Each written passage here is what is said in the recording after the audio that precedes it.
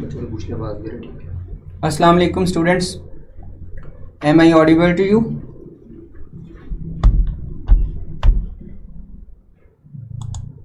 Can you hear me? Volume थोड़ा ऊंचा कर दें।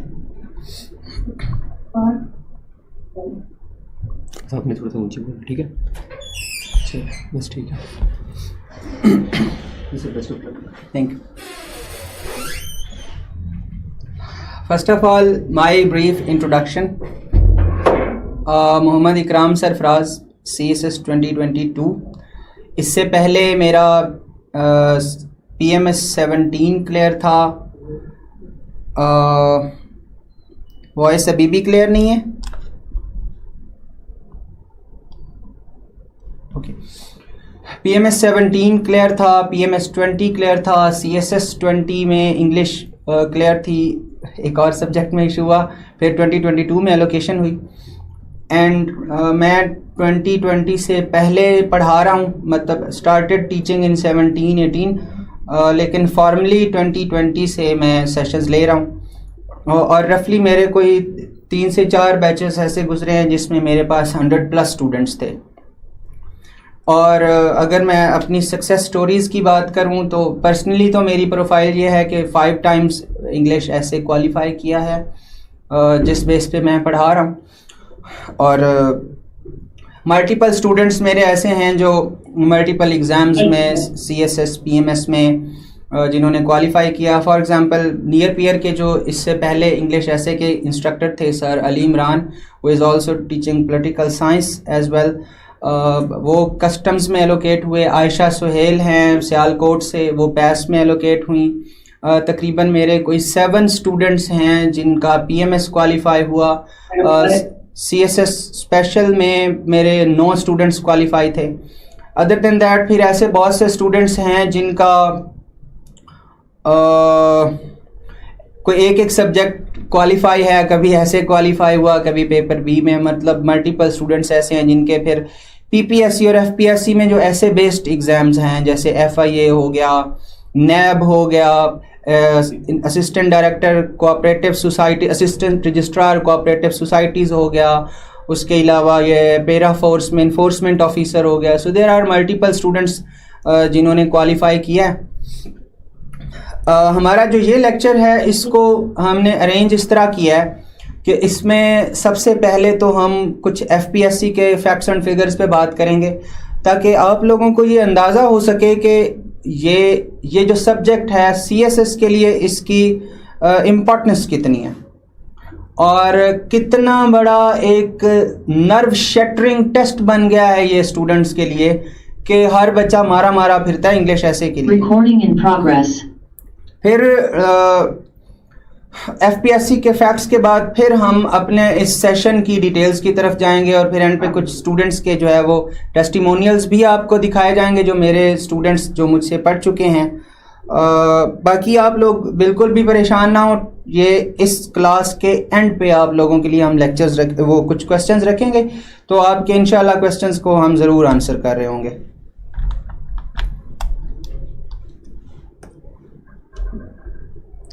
सबसे पहले CSS ऐसे क्या है? आप यूँ कह लें कि CSS ऐसे वो सब्जेक्ट है जिसमें या आपने नॉकडाउन हो जाना है या आपकी सुनहरी तैयारी, आपने जो जितना टाइम लगाया नोट्स मेकिंग में, जितने आपने अच्छे जो है वो बाकी सब्जेक्ट्स तैयार किए, लेकिन इंग्लिश में 1 नंबर का भी डिफरेंस रह गया तो वो सारी तैयारी आपकी खाक में गई। That will go down the drain अगर आपने इंग्लिश ऐसे पे काम नहीं किया। सो इंग्लिश को बेसिकली FPSC ने रखा है एज ए क्राइटेरिया कि आप बाकी पेपर दे सकते हैं या नहीं दे सकते, या आपकी ओवरऑल जो है वो क्वालिफिकेशन या allocation that is based on this subject. अब ये एग्जांपल है, इसमें क्या होगा कि एक ऐसे लिखना होगा और आपके पास तकरीबन कोई 8 टॉपिक्स होंगे। जी आप बिल्कुल परेशान ना हो। सबसे पहले मैं आपको खुद बताऊंगा कि फ्रीक्वेंटली आस्क्ड क्वेश्चंस क्या हैं इंग्लिश ऐसे के बारे में, फिर आपके क्वेश्चंस लिए जाएंगे। तो फॉर द मोमेंट जो बातें हो रही हैं आप इनको ध्यान से बस समझ लें।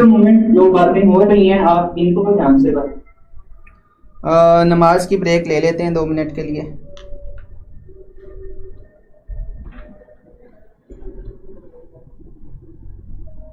सर 2 मिनट नहीं, कम से कम 15 मिनट तो होने चाहिए ना, मगरिब की नमाज है। बच्चे ये रिकॉर्डेड लेक्चर है और शरई एतबार से इशा से पहले पहले मगरिब का टाइम होता है, तो जिन बच्चों ने नमाज़ पढ़नी है वो बेशक नमाज़ पढ़ लें, उनको ये फ्री है और उनको रिकॉर्डेड मिल जाएगा। बाकी अजान की हम ब्रेक ले रहे हैं।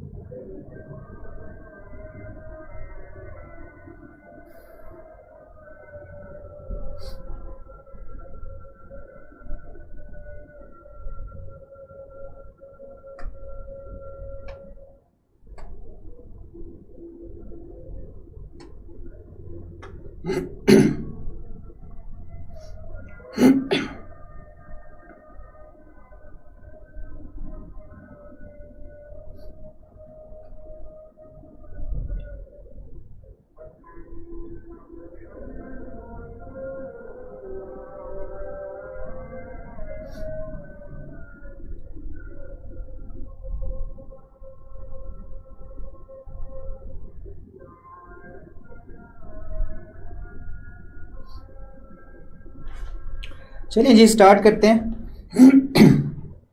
बेसिकली 8 टॉपिक्स होंगे और आउट ऑफ दोज 8 टॉपिक्स आपको किसी एक टॉपिक पे जो है वो ऐसे लिखना है। उसमें ये है कि वो 8 टॉपिक्स ऑलमोस्ट 8 डिफरेंट एरियाज से आएंगे। लेट्स सपोज अगर आप इम्पॉर्टेंट थीम्स की बात करते हैं तो एक डेमोक्रेसी से आ जाएगा, एक क्लाइमेट चेंज से आ जाएगा, वो चाहे वाटर क्राइसिस पे आ जाए, चाहे वो क्लाइमेट चेंज का कोई और एस्पेक्ट पूछ ले, एक विमेन पे आ जाएगा, फेमिनिज्म रिलेटेड कोई डिस्कशन आ जाएगी, कोई 1 से 2 टॉपिक्स एब्स्ट्रैक्ट के नेचर के आ जाएंगे, कोई लिटरेरी टॉपिक आ जाएगा। फिर उसके बाद जो है वो international relations, foreign policy, global politics, उनमें से एक टॉपिक आ जाएगा। ग्लोबलाइजेशन इन इटसेल्फ, इस पे एक टॉपिक आ जाएगा। एक आध टॉपिक फिलोसॉफिकल आ जाएगा और एजुकेशन। सो जो मेजर थीम्स हैं, कह ले गवर्नेंस है, ग्लोबल पॉलिटिक्स है, डेमोक्रेसी है, फेमिनिज्म है, एजुकेशन है और पाकिस्तान इकॉनमी है। इकॉनमी में फिर वो चाहे वो ब्रेन ड्रेन पे पूछ ले, चाहे इकोनॉमिक प्रॉब्लम्स पे पूछ ले। सो 8 टॉपिक्स में आपको एक टॉपिक चूज करना है और उस पे वो as an exam of CSS, और उसमें भी जो सबसे इम्पोर्टेंट पेपर है, सो वो आपसे comprehensive, well researched, focused, relevant material चाह रहा होगा और वो आपको हमेशा कोई ऐसा क्वेश्चन देगा कि जिस पे अच्छी खासी डिस्कशन हो सकती है। 100 नंबर का पेपर है और 40 पासिंग मार्क्स हैं, सो उस पर अच्छी खासी डिस्कशन का रूम अवेलेबल होगा, जिस बेस पे वो आपको कोई भी बहुत नैरो डायमेंशन ऐसे में वो आपको कभी भी नहीं देगा। ये एक पेपर का सैंपल है। फॉर एग्जांपल उसने पहला पूछा यूथ बल्ज पे, तो अब ये बेसिकली कह लें कि पाकिस्तान के इश्यूज या उसमें इकॉनमी की बात आप कर लें तो इकॉनमी का एक बहुत बड़ा मसला एक हमारा इकॉनमी पे आ गया। आगे लोकल गवर्नमेंट है तो इसको आप गवर्नेंस कह लें या डेमोक्रेसी कह लें, बेसिकली पॉलिटिक्स की डोमेन से उसने ये लेक्चर दे दिया। फिर साइबर सिक्योरिटी, अब ये इंटरनेशनल रिलेशंस या वॉर इस पॉइंट ऑफ व्यू से दे दिया। पाकिस्तान इमर्जिंग मल्टीपोलर ऑर्डर, ये भी फॉरेन पॉलिसी के पर्सपेक्टिव से दे दिया। The one who controls the seas rules the world, ये भी इंटरनेशनल रिलेशंस में से दे दिया। अब इस तरह होता है कि समटाइम्स एग्जामिनर का जो फोकस होता है वो नेशनल इश्यूज़ पे ज़्यादा होता है, समटाइम्स इंटरनेशनल इश्यूज़ पे ज़्यादा होता है। बाकी ये होता है कि इंग्लिश ऐसे का पेपर हमेशा एक परफेक्ट मिक्सचर होता है हर तरह के टॉपिक्स का, जिसमें कुछ नेशनल इश्यूज़ होंगे, कुछ इंटरनेशनल इश्यूज़ होंगे, कुछ एब्स्ट्रैक्ट टॉपिक्स होंगे। ये अब एग्रीकल्चर सेक्टर, ये पाकिस्तान का एक डोमेस्टिक इशू आ गया। And there is nothing so likely to produce peace as to be well prepared to meet an enemy. ये अगेन जो है वो वॉर रिलेटेड आ गया। ग्लोबल पीस, इंटरनेशनल रिलेशंस, बैगरी ये पाकिस्तान का एक डोमेस्टिक इशू है, या पाकिस्तान उसने मेंशन नहीं किया। ग्लोबल पर्सपेक्टिव में बात की तो हम अब एग्जांपल्स भी ग्लोबल पर्सपेक्टिव देंगे। पोलिटिसाइजेशन ऑफ स्पोर्ट्स, ये स्पोर्ट्स पे पिछले कुछ अरसे से अक्सर आ रहा है। ये एक आध ऐसे, जैसे उसने एक दफ़ा women sports persons as ambassadors of peaceful global image of Pakistan, इस पे एक ऐसे दे दिया था। Nations have no permanent friends and enemies। अब इस पेपर में अगर हम देखें तो ग्लोबल पॉलिटिक्स प्रिंसिपल फोकस रही है एग्जामिनर का। नेशनल इश्यूज कम आए हैं और एब्स्ट्रैक्ट टॉपिक्स तो कोई एक दो आए हैं, बाकी सारे जो है वो उसका ज़्यादा फोकस जो है वो इंटरनेशनल अफेयर्स पे। और दैट हैपन्स, ये एग्जामिनर का माइंड है, कोई ज़रा करंट अफेयर्स या ग्लोबल पॉलिटिक्स में ज़्यादा इंटरेस्टेड होता है तो उस तरह के टॉपिक्स दे देता है। समटाइम्स आपको एब्स्ट्रैक्ट टॉपिक्स ज़्यादा मिलते हैं। सो ये एक पैटर्न था इंग्लिश ऐसे का। एफपीएससी की रिपोर्ट्स की बात करें तो देख लें कि जो इंग्लिश ऐसे है इसमें पासिंग की परसेंटेज 3% है, और समटाइम्स इंग्लिश ऐसे में 3% से भी कम स्टूडेंट्स पास होते हैं। सो अगर आपको 10-15 साल की, 20 साल की एवरेज भी निकालें तो ये वो जालिम पेपर है जिसमें 3% अब जो है वो पास करते हैं। और जनरल जो फिगर्स हैं, जो लोग पेपर में अपीयर होते हैं वो 15 से 20 हज़ार होते हैं। Sometimes they cross 20,000। So 25,000 30,000 applicants में से 15,000 से 20,000 लाजमी तौर पे पेपर में बैठते हैं। And out of those 15,000 to 20,000 3% का रफली मतलब ये है कि 250 से 300 की ब्रैकेट में लोग पास होते हैं, या हद कह लें कि 400।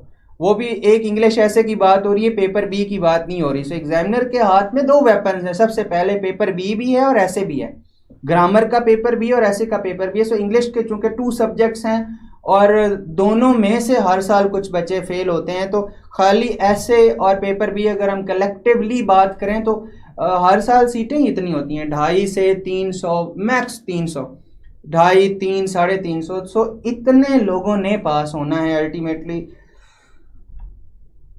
अब ये है कि एफपीएससी की रिपोर्ट्स के मुताबिक मसलन सीएसएस 2023 के फैक्ट्स दिए हुए हैं कि 12,150 अपीयर हुए, जिसमें 11,849 लोग फेल हुए और 301 लोग पास हुए। ये अगर हम ऐसे की बात करें तो सिर्फ 301 लोग 11,000 में से। और अब इमेजिन करें कि कहाँ कहाँ से लोगों ने, किस किस बैकग्राउंड से लोग आए। कुछ लोग इंग्लिश लिटरेचर वाले थे, कुछ लोगों ने मल्टीपल अकेडमीज ली थी, कुछ लोग सिंध और बलूचिस्तान के किसी छोटे छोटे गांव से उठ के आए थे, कुछ लोग जो हैं वो मेजर अर्बन सेंटर्स में बैठे हुए थे और उनको हर तरह के रिसोर्सेज अवेलेबल थे। कलेक्टिवली इतना टैलेंट पूल होने के बाद भी हमारे पास 301 लोग पास हुए। अब जो एनालिसिस है उसमें इंग्लिश ऐसे में अब ये एग्जामिनर ने आपको टाइप्स ऑफ मिस्टेक्स बताई हुई हैं कि इतनी किस्म की मिस्टेक्स आप लोग करते हैं। यानी एफपीएससी ने बहुत कंप्रीहेंसिवली गाइड किया। बच्चों को ये होता है कि हमें तो क्राइटेरिया ही नहीं पता, कि पता नहीं इंग्लिश ऐसे किस बेस पे चेक होता है, एग्जामिनर किन ग्राउंड्स पे आपको पास या फेल करता है। तो उसका एग्जामिनर ने ये क्राइटेरिया दिया हुआ है कि मसलन एग्जामिनर ने मेंशन किया हुआ है कि जो है वो 12 से 1300 वर्ड्स तक भी बहुत से बच्चे नहीं लिख पाए। यानी सबसे जो पहला इशू है वो तो ऐसे की लेंथ है, वो आपसे 2500 से 3000 वर्ड्स का ऐसे मांग रहा है। जो वर्ड काउंट लिखा हुआ होता है सीएसएस में, दैट इज 2500 to 3500 वर्ड्स। और वो कह रहा है एग्जामिनर के बहुत से जो बच्चे हैं वो 12 से 1300 वर्ड्स तक बामुश्किल पहुंच पाते हैं, इतना भी लंबा ऐसे नहीं लिख पाते। तो जाहिर है वो एग्जामिनर के वर्ड काउंट के क्राइटेरिया से तो बहुत पीछे रह गए। उसके बाद शैलो, लिमिटेड और स्कैंटी रेंज ऑफ नॉलेज। अब समटाइम्स एग्जामिनर आपसे बड़ी टारगेटेड, बड़ी फोकस्ड चीज पूछता है। मसलन एग्जामिनर ने कहा है कि जी एग्रीकल्चर सेक्टर ऑफ पाकिस्तान को हम कैसे इम्प्रूव कर सकते हैं, या ये तो बड़ा आसान टॉपिक था, उसने आपको there is no permanent friends and allies and international relations ये टॉपिक दे दिया।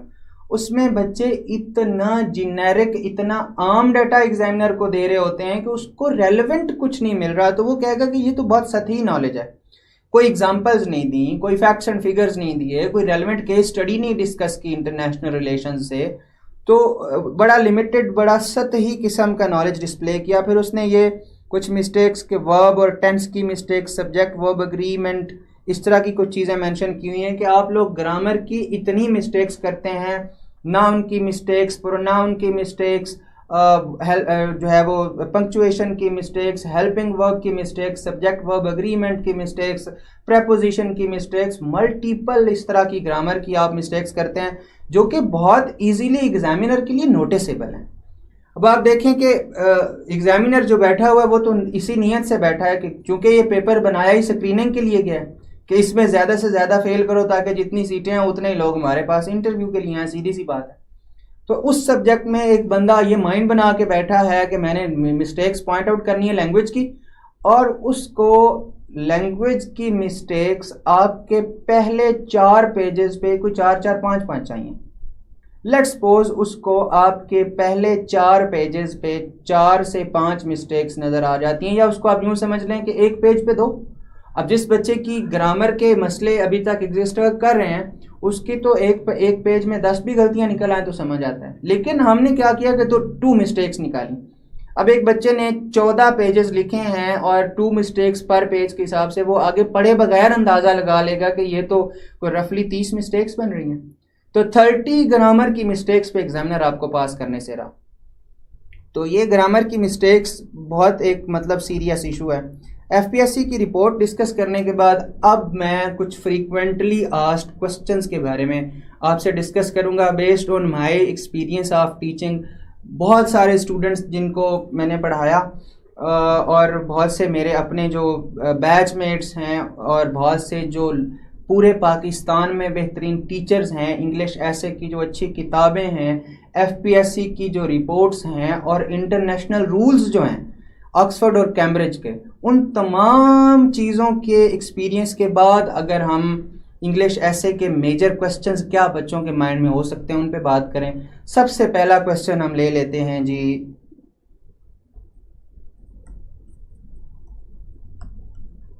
Material collection. मटेरियल कहाँ से कलेक्ट करना है आप लोगों ने, ये वो क्वेश्चन है जिस पे बहुत से स्टूडेंट्स एक्सप्लॉइट होते हैं। बहुत से स्टूडेंट्स एक्सप्लॉइट होते हैं। अगर कोई टीचर किसी बच्चे को ये मैसेज कर दे कि जी हमारे पास तो हम तो आपको रीडिंग का मटेरियल देंगे, तो इस बेस पे बच्चे जो है वो मतलब ये डिसीजन किसी टीचर को ज्वाइन करने का इस बेस पे ले लेते हैं। बाकी सब्जेक्ट्स में मटेरियल नो डाउट बहुत इंपॉर्टेंट हो सकता है, किसी के नोट्स हो सकते हैं, कोई बुक्स हो सकती हैं, कोई डिजिटल रिसोर्सेज हो सकते हैं, बट फॉर इंग्लिश ऐसे मटेरियल क्या है? इंग्लिश ऐसे के लिए मटेरियल है इतना स्कैटर्ड कि आप अगर इसको समझना चाहें कि वो कौन सी ऐसी चीज़ें हैं जो पढ़ के हम इंग्लिश लिखने के काबिल होंगे, तो सबसे पहले हम इंटरनेट के सारे रिसोर्सेज लिख लेते हैं। मसलन हम कह लेते हैं रिसर्च पेपर्स, दूसरे नंबर पे हम कह लेते हैं आर्टिकल्स, वो आपको करंट अफेयर्स के किसी सोर्स से मिलें, वो आपको किसी न्यूज़पेपर से मिलें।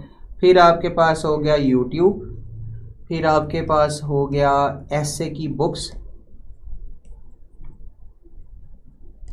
उसमें लेट्स सपोज आपको कोई भी मार्केट में बुक अवेलेबल होती है। जैसे मैं बच्चों को अक्सर एक रिकमेंड करता हूँ ऑथेंटिक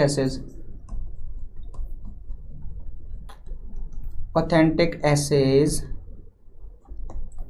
बाय कारवान। अब ये एक बुक मैं रिकमेंड करता हूँ, आपको कहीं से कोई भी बुक मिले जिसमें आपको कुछ मुनासिब एसेज, इस पॉइंट ऑफ व्यू से आपने हमेशा कोई किताब पढ़नी होती है। ना किसी बुक की आउटलाइन आपके लिए रेफरेंस है, कोई बहुत बेहतरीन सैंपल है, ना लैंग्वेज है ना कुछ और है। हाँ, एवरी सोर्स आपको कुछ ना कुछ आइडियाज़ ज़रूर दे देगा।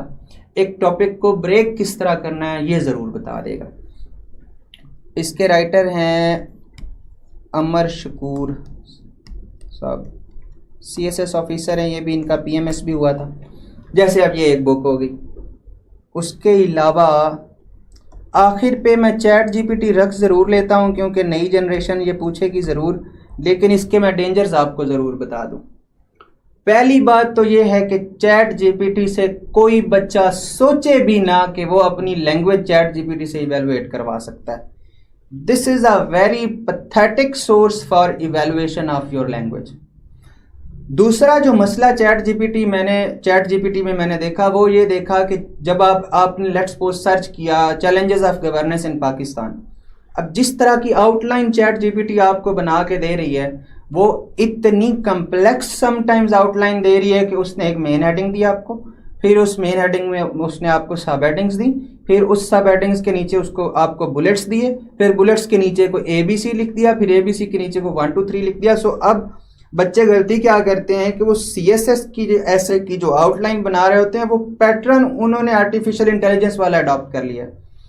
एग्जामिनर को इस बात से शदीद नफरत है अगर आप लोग एक बहुत कम्प्लेक्स आउटलाइन बनाते हैं, उसको सीधे सीधे को 3 हेडिंग्स चाहिए, उनके नीचे को 6 6 7 7 8 8 पॉइंट्स चाहिए। डिपेंड करता है कि हम मतलब क्या एग्जामिनर का क्वेश्चन क्या है। सो टोटल हमने CSS में चूंकि 20 पैराग्राफ्स के आसपास रहना होता है तो उस हिसाब से जनरली 2 से 3 मेजर हेडिंग्स काफ़ी हो जाती हैं। इसमें अब बच्चे क्या करते हैं कि वो माइक्रोसॉफ्ट ऑफिस का या चैट जीपीटी का दिया हुआ जो नंबरिंग पैटर्न है वो एम्यूलेट कर रहे होते हैं। तो एक तो ये बहुत बड़ी तबाही है। इससे बड़ा मसला ये है कि चैट जीपीटी एक लर्निंग मॉडल है और कोई भी लर्निंग मॉडल उसका तरीका क्या होता है कि लेट्स सपोज एक टॉपिक है कि जी मगरिब का टाइम कितने बजे तक होता है। अब इस पे चैट जीपीटी करेगी क्या कि चैट जीपीटी हनफी school of thought, Barelvi school of thought, शाफी, मालिकी, एलतशी, कोई और जो किसी की भी कोई रिसर्च पड़ी हुई है, चैट जीपीटी क्या करेगी कि 10 रिसर्च पेपर्स उठाएगी या 10 आर्टिकल्स उठाएगी जो एटलीस्ट आप खुद सर्च करें तो गूगल पे डिस्प्ले होंगे। उन रिसर्च पेपर्स के पहले 2-2 3-3 पेजेस से जो कुछ उसको कलेक्ट करेगी उसको अरेंज करेगी और आपकी तरफ थ्रो कर देगी। सो जनरली चैट जीपीटी से सर्च करने के लिए इसको बार बार आपको समझाना पड़ेगा कि आपको किस तरह का मटेरियल चाहिए और आपको तो खुद पता नहीं होगा। बहुत दफ़ा जब एक चीज़ आप सर्च करेंगे तो आपको तो खुद पता नहीं होगा, अभी तो आपने पढ़ना शुरू करना उस पर एज अ बिगिनर, तो आपको क्या पता होगा कि कौन से इंपॉर्टेंट एस्पेक्ट्स मुझे उस टॉपिक के रिलेटेड चाहिए। तो चैट जीपीटी को कभी भी अपना प्रिंसिपल सोर्स ऑफ रीडिंग नहीं बनाना। इसको पहली बात तो ये है कि हमेशा एक आखिरी सोर्स के तौर पे यूज़ करना है। चैट जीपीटी से होगा क्या कि ये CSS में इवन उसने टॉपिक दे दिया कि क्योंकि ये ग्लोबल कॉन्टेक्स्ट में रेलेवेंट इतना हो गया था, ये सिर्फ ये पाकिस्तान में बैठे हुए स्टूडेंट का मसला नहीं है, ये अराउंड दी जो है ग्लोब पूरी दुनिया में ये मसला है कि चैट जीपीटी ने तो इतनी छेड़खानी कर दी आपकी इंटेलिजेंस के साथ, आपकी क्रिएटिविटी के साथ, आपकी जो एक रॉ डेवलपमेंट थी लैंग्वेज की। मतलब मैं दिमाग को रोजाना ट्रेन कर रहा हूँ, डेली बेसिस पे मैं अपने माइंड को ट्रेन कर रहा हूँ, उसको मैं डेली बेसिस पे चैट जीपीटी से मतलब अरबों खरबों गुना ज़्यादा बेहतर आपका जो मशीन है दैट इज़ योर ब्रेन, क्योंकि ये अपने आप को मॉडर्न रिसर्चर्स के मुताबिक कंटिन्यूसली रीवायर कर रहा है। कंटिन्यूसली आप अपने माइंड को जो भी डाटा फीड कर रहे हैं उसके अकॉर्डिंग ये अपने थिंकिंग पैटर्न्स, अपनी कैपेबिलिटीज़ उनको चेंज कर रहा है। जिस वजह से अक्सर ये कहा जाता है कि अगर आप पॉजिटिव सोचें तो पॉजिटिव चीज़ें होंगी, नेगेटिव सोचें तो नेगेटिव चीज़ें होंगी। उसके पीछे साइंस ये है कि आपका ब्रेन, आप अगर इसको बता रहे हैं कि पॉजिटिव चीज़ें हैं तो ये फोकस ही अपना उन पे अपने आप को अचानक रीवायर मारेगा, अपने पूरे प्रोग्राम में सिर्फ पॉजिटिव चीज़ों पे फोकस करना शुरू कर देगा। सो हम राइटिंग की तरफ आते हैं कि राइटिंग में अगर तो एक तरीका यह है कि बच्चे के पहले 2 महीने तो लग गए, 2 महीने वो खूब जलील हुआ, उसके मतलब उसको बड़ा अजाब लगा राइटिंग, लेकिन 2 continuous months of training your mind will ultimately yield very good results। Chat GPT क्या करेगी कि वो आपके माइंड को डेवलप ही नहीं होने देगी कि आप एक इंफॉर्मेशन आपने पढ़ी है, अब आप उसको अपने अल्फाज में डिस्क्राइब करने के काबिल नहीं है।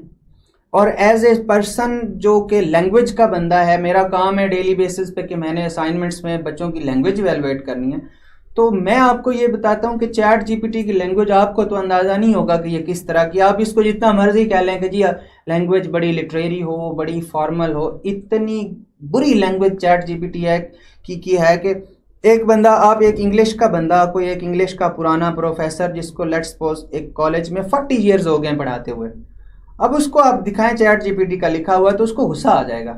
इसकी इतनी कोई मैकेनिकल किस्म की राइटिंग है कि क्लियरली ये लगेगा कि ये एक इंसान की नहीं मशीन की लिखी हुई लैंग्वेज है। सो चैट जीपीटी पे मैंने दानिस्ता आप लोगों को बताया है कि आप इस काबिल आपको होना चाहिए कि आप पढ़ें, उसके बाद कॉन्सेप्ट्स लें। कॉन्सेप्ट्स जब आप ले लेंगे तो concepts always, ideas always find words for their expression. आपकी कंसेप्चुअल क्लैरिटी ही नहीं हो पाई चैट जीपीटी की वजह से, तो आपने लिखना क्या है। और लैंग्वेज की एबिलिटी अभी तो मुझे सिर्फ ये पता है कि पाकिस्तान के लिए इदारों में एफिशिएंसी एक बड़ा मसला है कि पाकिस्तान के जो इंस्टीट्यूशंस हैं ना, कलेक्टिवली वो एफिशिएंट नहीं है। तो अब इसकी मैं एक तरीका ये है कि मैं खुद बना रहा हूँ इसकी लैंग्वेज, खुद कोशिश कर रहा हूँ कि इस बात को मैं किस तरह डिस्क्राइब करूँ। अब मैं एक दफ़ा लिखूंगा, मुझे पसंद नहीं आएगी, मैं फिर उसको रिफाइन करूंगा। मैं क्या करूंगा कि लैंग्वेज से कोई सिनोनिम उठा के उसमें कोई वर्डिंग चेंज करूंगा। चैट जीपीटी ने तो ये गेम ही ख़त्म कर देनी ना, उसने तो आपको इतनी बनी बनाई चीज़ दे देनी है कि पेपर में जाके फिर मिस कर रहे होंगे कि अब काश चैट जीपीटी होती, तो क्योंकि अब तो लिखा ही नहीं जा रहा, हमने तो अपने आप को इस तरह ट्रेन ही नहीं किया। सो चैट जीपीटी आखिरी सोर्स है। ये पहला मेरा जो मतलब क्वेश्चन था फ्रीक्वेंटली आस्क्ड कि कहाँ से मटेरियल कहाँ से कलेक्ट किया जाए। रिसर्च पेपर्स पढ़ें, आर्टिकल्स पढ़ें, यूट्यूब के लेक्चर्स लें, कोई ऐसे की बुक मिलती है वहाँ से आइडियाज़ लें। और एंड पे मैंने लिख दिया है चैट जीपीटी को, क्योंकि हर बंदे का चैट जीपीटी यूज़ करने का तरीका सेम नहीं है। कुछ लोग इसमें कह लें कि they have better skills, they know how to train it, और वो इससे डाटा ले भी लेते होते हैं। मसलन मेरे कुछ स्टूडेंट्स हैं, उन्होंने मुझे एक ऐसे लिख के दिया क्लाइमेट जस्टिस पे कि जो साउथ है पूरी दुनिया में, वो नॉर्थ से ये क्यों कह रहा है कि आप जो है ना वो क्लाइमेट जो चेंज का मसला है वो आपका फैलाए हो, आप हमें पैसे दो, जो हमारा नुकसान हुआ है वो हर्जाना आप भरें। तो वो बड़ा अच्छा ऐसे लिख के ले आए। मैंने उनसे पूछा कि जी कैसे आपने पढ़ा है। उन्होंने कहा कि जी हमने चैट जीपीटी को कहा कि जिन आर्टिकल से आपने हमें रीड करके दिया ना, उन आर्टिकल्स के जो है ना वो हमें लिंक्स आप हमें दे दें। फिर उन आर्टिकल्स को हमने खोला और वो थे कोई 5-5, 10-10, 18-18, 20-20 पेजेस के। उनमें से हमने कुछ को पढ़ लिया, जिनसे चैट जीपीटी पहले 2-2, 3-3 पेजेस से बस चंद चीज़ें उठा के हमें दे रही थी। सो इस वजह से मतलब डिपेंड करता है आप इसको यूज़ कैसे करते हैं, but beware about its use, ये मैं कहूँगा। मटेरियल के बाद दूसरा हमारा सवाल हो गया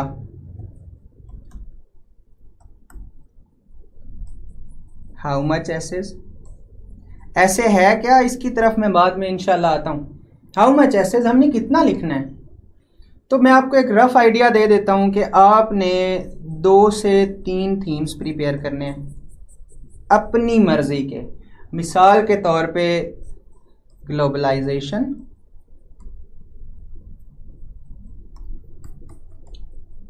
डेमोक्रेसी, क्लाइमेट, एआई,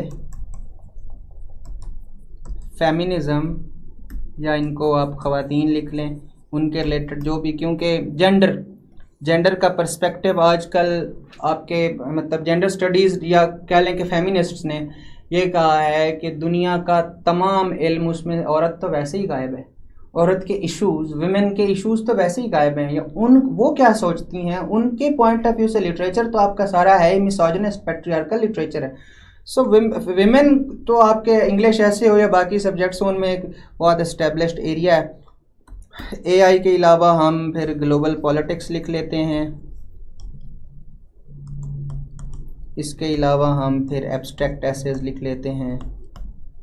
बनाने चले जाएं तो हम नेशनल इश्यूज़ लिख लेते हैं। जैसे हर साल वो नेशनल इश्यूज़ में से कुछ ना कुछ तो ज़रूर देता है। जैसे पीएमएस में उसने फ्लड्स पे दिया, पीएमएस में उसने पाकिस्तान की फॉरेन पॉलिसी यानी Pakistan and the global piece वो उसने पूछा। पीएमएस में उसने फूड सिक्योरिटी पे बात की, पास्ट पेपर्स में एनर्जी क्राइसिस पे बात की, और बहुत से इनफॉर्मल इकॉनमी पे पूछ लिया। पाकिस्तान के तो यानी जो लोकल डोमेस्टिक इश्यूज हैं ये तो एक बहुत इस्टेब्लिश्ड एरिया, लेकिन इसका मतलब कोई एक ख़ास टॉपिक नहीं है। पाकिस्तान के इश्यूज़ में फिर आगे 8-10 इश्यूज़ तो आप लाजमी तौर पे सेलेक्ट कर सकते हैं। अब ये मैंने लिखे हैं 1 2 3 4 5 6 7 8 ओवरऑल डोमेन्स लिखी हैं। इनमें से आपकी मर्जी है, कोई से 3 थीम्स उठा लें। ये मैं बता रहा हूँ बेसिक मिनिमम, कि बेसिक मिनिमम रिक्वायरमेंट है कि आपने कोई 2 से 3 तो होने चाहिए लाजमी तौर पे, क्योंकि 2 मैं कभी भी नहीं कहूँगा कि सेफ है, लेकिन यह है कि 2 थीम्स आपने कोई बड़े केयरफुली सेलेक्ट कर लिए। मसलन मैं सेलेक्ट कर लेता हूँ नेशनल इश्यूज़, तो एक थीम उसमें को 8 10 12 इश्यूज़ मैं कवर कर लेता हूँ। एक मैं सेलेक्ट कर लेता हूँ ग्लोबलाइजेशन, तो पिछले को तकरीबन 10 साल से एग्जामिनर ने ग्लोबलाइजेशन नहीं मिस किया। लेट्स सपोज मैंने ये 2 थीम्स सेलेक्ट कर लिए, तो हो सकता है मुझे इनके रिलेटेड कोई ऐसे मिल जाए। बट सेफ अप्रोच क्या होगी कि 3, और बहुत अच्छी अप्रोच क्या होगी कि आप 4 थीम्स कर लें। और फिर अगर कोई है जो मैदान में आने वाला जो कहता है कि मैं अपने आप को पूरी तौर पे तैयार करके जाऊंगा, तो फिर वो सारे थीम्स करे। बट 3 से 4 थीम्स हैं जिसके बाद आप ये सेफ हो सकते हैं कि अब एग्जामिनर जो 8 टॉपिक्स देगा, at least out of those 8 questions we would be able to select at least 1 topic। इनका मतलब क्या है थीम्स का? ये जो हम लफ्ज इस्तेमाल करते हैं जी थीम का मतलब ये है कि डेमोक्रेसी का मतलब ये नहीं कि आप डेमोक्रेसी पे एक ऐसे करके चले जाएं। एक स्टूडेंट का रिसर्च का तरीका क्या होता है कि वो देखता है कि नंबर 1 तो पास्ट पेपर्स में क्या आ चुका है। पास्ट पेपर्स के टॉपिक्स करना इस वजह से इम्पॉर्टेंट है कि आप अगर एक थीम को एक एरिया ऑफ स्टडी कह लें, डेमोक्रेसी को एज ए टॉपिक, उसको पूरी तरह तैयार करना चाहते हैं, तो सबसे पहले तो पास्ट पेपर्स आ गए। पास्ट पेपर्स के बाद फिर आपने ये देखना होता है कि इस टाइम दुनिया में और पाकिस्तान में डेमोक्रेसी के ऊपर डिबेट क्या चल रही है। मसलन आज से 10 साल पीछे हम जाएं तो उस वक्त तो हो सकता है एग्जामिनर सिर्फ ये पूछ ले, या 15 साल पीछे जाएं कि डेमोक्रेसी के फ़ायदे और नुकसान बता दो। उससे थोड़ा सा ऊपर आए तो एग्जामिनर आपसे ये पूछ ले कि जी डेमोक्रेसी के लिए एजुकेशन बड़ी ज़रूरी है। मसलन आया ना CSS में एक साल, democracy and illiteracy can not move together. अब बहुत आसान हालांकि टॉपिक था, लेकिन आया तो डेमोक्रेसी का वो एजुकेशन से रिलेट कर सकता है, डेमोक्रेसी को जियोपॉलिटिक्स से रिलेट कर सकता है, डेमोक्रेसी को वो economic conditions of that society से रिलेट कर सकता है, डेमोक्रेसी को वो पॉलिटिकल पोलराइजेशन के सोसाइटी में आपस में एक दूसरे को सुन भी सकते हैं या नहीं, या PTI वाला और नून लीग वाला एक दूसरे को गाली के बगैर बात ही नहीं कर रहे। हम हैं बेसिकली जो मॉडर्न जनरेशन है वो है इतनी इंटॉलरेंट कि उनके मुंह में गाली पहले आती है और बात बाद में आती है। सो ये CSS में CSS 20 का टॉपिक है कि democracy, political polarisation and the future of democracy in Pakistan, कि हम तो इतने ज़्यादा डिवाइड हो चुके हैं, अब ज़रा बताएं फ्यूचर क्या होगा डेमोक्रेसी का। So you basically try to track the literature that has been produced about that topic and the literature that can possibly emerge in the future। मैं अब अगर देखूं कि डेमोक्रेसी को अब फ्यूचर में क्या बातें इसके रिलेटेड आ सकती हैं, तो उसने तो आज से 4 साल पहले, 3-4 साल पहले 22 की पेपर में आपसे ये पूछ लिया था कि social media, political participation and democracy. तो उसने तो डेमोक्रेसी का एक इतना कह लें कि बड़ा एक लिमिटेड सा पर्सपेक्टिव पूछ लिया कि सोशल मीडिया जो है इसके थ्रू आप बताएं कि पॉलिटिकल पार्टिसिपेशन किस तरह की हुई है, बड़ी हुई है, कम हुई है। ये वाली जो पॉलिटिकल पार्टिसिपेशन है इसका फ़ायदा हुआ है डेमोक्रेसी को या नुकसान हुआ है। बताने का मकसद ये है कि एक थीम का मतलब ये है कि रफली 8 से 10 टॉपिक्स निकलेंगे जो आपने एक थीम के रिलेटेड करने हैं। Examiner is always very modern in his approach. वो अंधाधुंध आपको 15 साल पुराना टॉपिक उठा के पेपर में कभी भी नहीं देगा। ये शौक बहुत से बच्चों को लगता है। उनका स्टडी पैटर्न क्या होता है कि जी एक टॉपिक कर लिया डेमोक्रेसी पे, एक कर लिया ग्लोबलाइजेशन पे, एक कर लिया सोशल मीडिया पे, एक कर लिया इकॉनमी पे, और पेपर में कोई एक भी थीम इतना तैयार नहीं था कि उसको जो जो टॉपिक्स हम करके गए थे उससे वो थोड़ा सा भी चेंज कर ले तो बस हम गए। तो वो हमारे जब हम पेपर्स दे रहे थे तो वो तब की एक बात है कि एक साहब पेपर स्टार्ट होने के 10 मिनट बाद आए थे और विंडो से आके कहा कि यार टेररिज्म पे ऐसे आया है, तो हमने कहा नहीं, तो वो वहीं से वापस हट गए। तो ये काम भी बच्चों के साथ होता है कि टेररिज्म पे नहीं आया तो और तो कुछ किया हुआ ही नहीं था, ये काम भी बच्चों के साथ होता है। So instead of random preparation आप लोग क्या करेंगे कि एरियाज तो सिलेक्ट कर लेंगे, चलें थोड़े कर लें, तीन एरियाज सिलेक्ट कर लें, लेकिन you need to be very comprehensive about those 3 areas कि उनमें से अब डेमोक्रेसी पे एग्जामिनर के साथ अब जंग है, वो जिधर से मर्जी दे दे, डेमोक्रेसी पे उसको छुट्टी है जहाँ से मर्जी दे दे, डेमोक्रेसी पे मैं काम करके जाऊँगा। So this would be your pattern. तो आप अब ये नहीं कह सकते कि 5 ऐसे 10 ऐसे 20 ऐसे मैं कर लूँगा तो मेरा पेपर हो जाएगा। आपने एरियाज देखने हैं और उन एरियाज को तैयार करने की कोशिश करनी है। मतलब अभी अगर आप लोग ज्वाइन करते हैं एंड इफ़ यू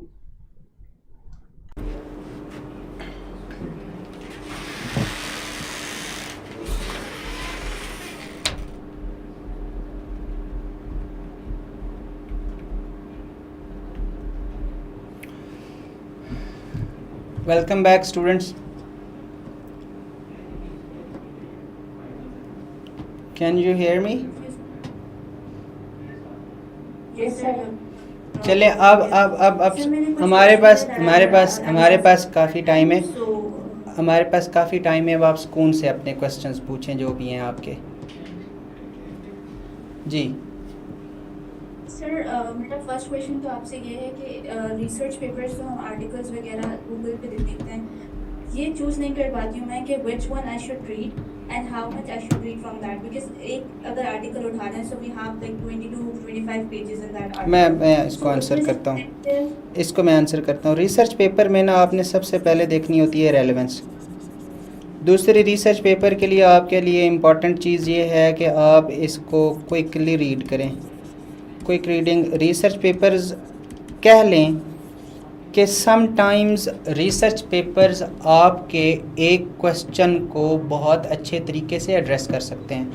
मसलन CSS 2016 में जो मैंने ऐसे किया था गवर्नेंस पे, जिसमें मेरे 52 मार्क्स थे, जो कि मेरी बेसिकली पहली अटैम्प्ट थी, उसमें मैंने अब गवर्नेंस पे एक 18 या 20 पेजेस का एक रिसर्च पेपर पढ़ा हुआ था और वो मुझे बहुत ज़्यादा काम आया उस ऐसे के लिए। सो डिपेंड करता है, अगर तो कोई रिसर्च पेपर रेलेवेंट है तो फिर तो उसको सुकून से पढ़ें, वो आपको बहुत कुछ दे जाएगा। एक्सेप्ट फैक्ट्स एंड फिगर्स, अगर आप कोई बहुत रिसेंट रिसर्च पेपर नहीं पढ़ रहे तो फैक्ट्स एंड फिगर्स आपको अपडेट करने पड़ेंगे। बाकी ये होता है कि रिसर्च पेपर्स में ना समटाइम्स आपको 20 to 30% रेलेवेंट कंटेंट मिल रहा होता है, सो आपने क्विकली उसको पढ़ना होता है। और तरीका ये होता है कि आप पहले 5-7 जो रिसर्च पेपर्स हैं ना वो डाउनलोड कर लें। पहले 5-7 रिसर्च पेपर्स डाउनलोड करके उनको क्विकली देखते जाएं, जो जो काम की चीज़ें हैं वो पढ़ लें, बाकी आप ना पढ़ें। इररेलेवेंट डाटा आप बेशक ना पढ़ें। Next question. सर मींस के रिसर्च आर्टिकल्स में से जो इनके मेथोडोलॉजी पार्ट है वो हम रीड ना करें। हाँ, आपके जो देखें रेलेवेंस बहुत इम्पॉर्टेंट है आपको। अब रीडिंग का सबसे बड़ी मुसीबत ही ये है ना कि आप एक केओस ऑफ सोर्सेज में गुम होंगे। आपके पास टाइम तो 1 साल ही है ना, या 1 साल से भी कम है, तो उसमें रेलेवेंस बहुत इंपॉर्टेंट चीज़ है कि आपके काम की चीज़ क्या है, टॉपिक के रिलेटेड भी वो चीज़ है या नहीं। उसको मैं आप यूँ एक्सप्लेन करता हूँ कि मसलन मैंने पढ़ना है एनर्जी क्राइसिस पे, और एक रिसर्च आर्टिकल ये दिया हुआ है कि पाकिस्तान में सिर्फ जो हम पेट्रोल और गैस जो यूज़ कर रहे हैं, इसकी वजह से हम कितना एनर्जी क्राइसिस फेस कर रहे हैं।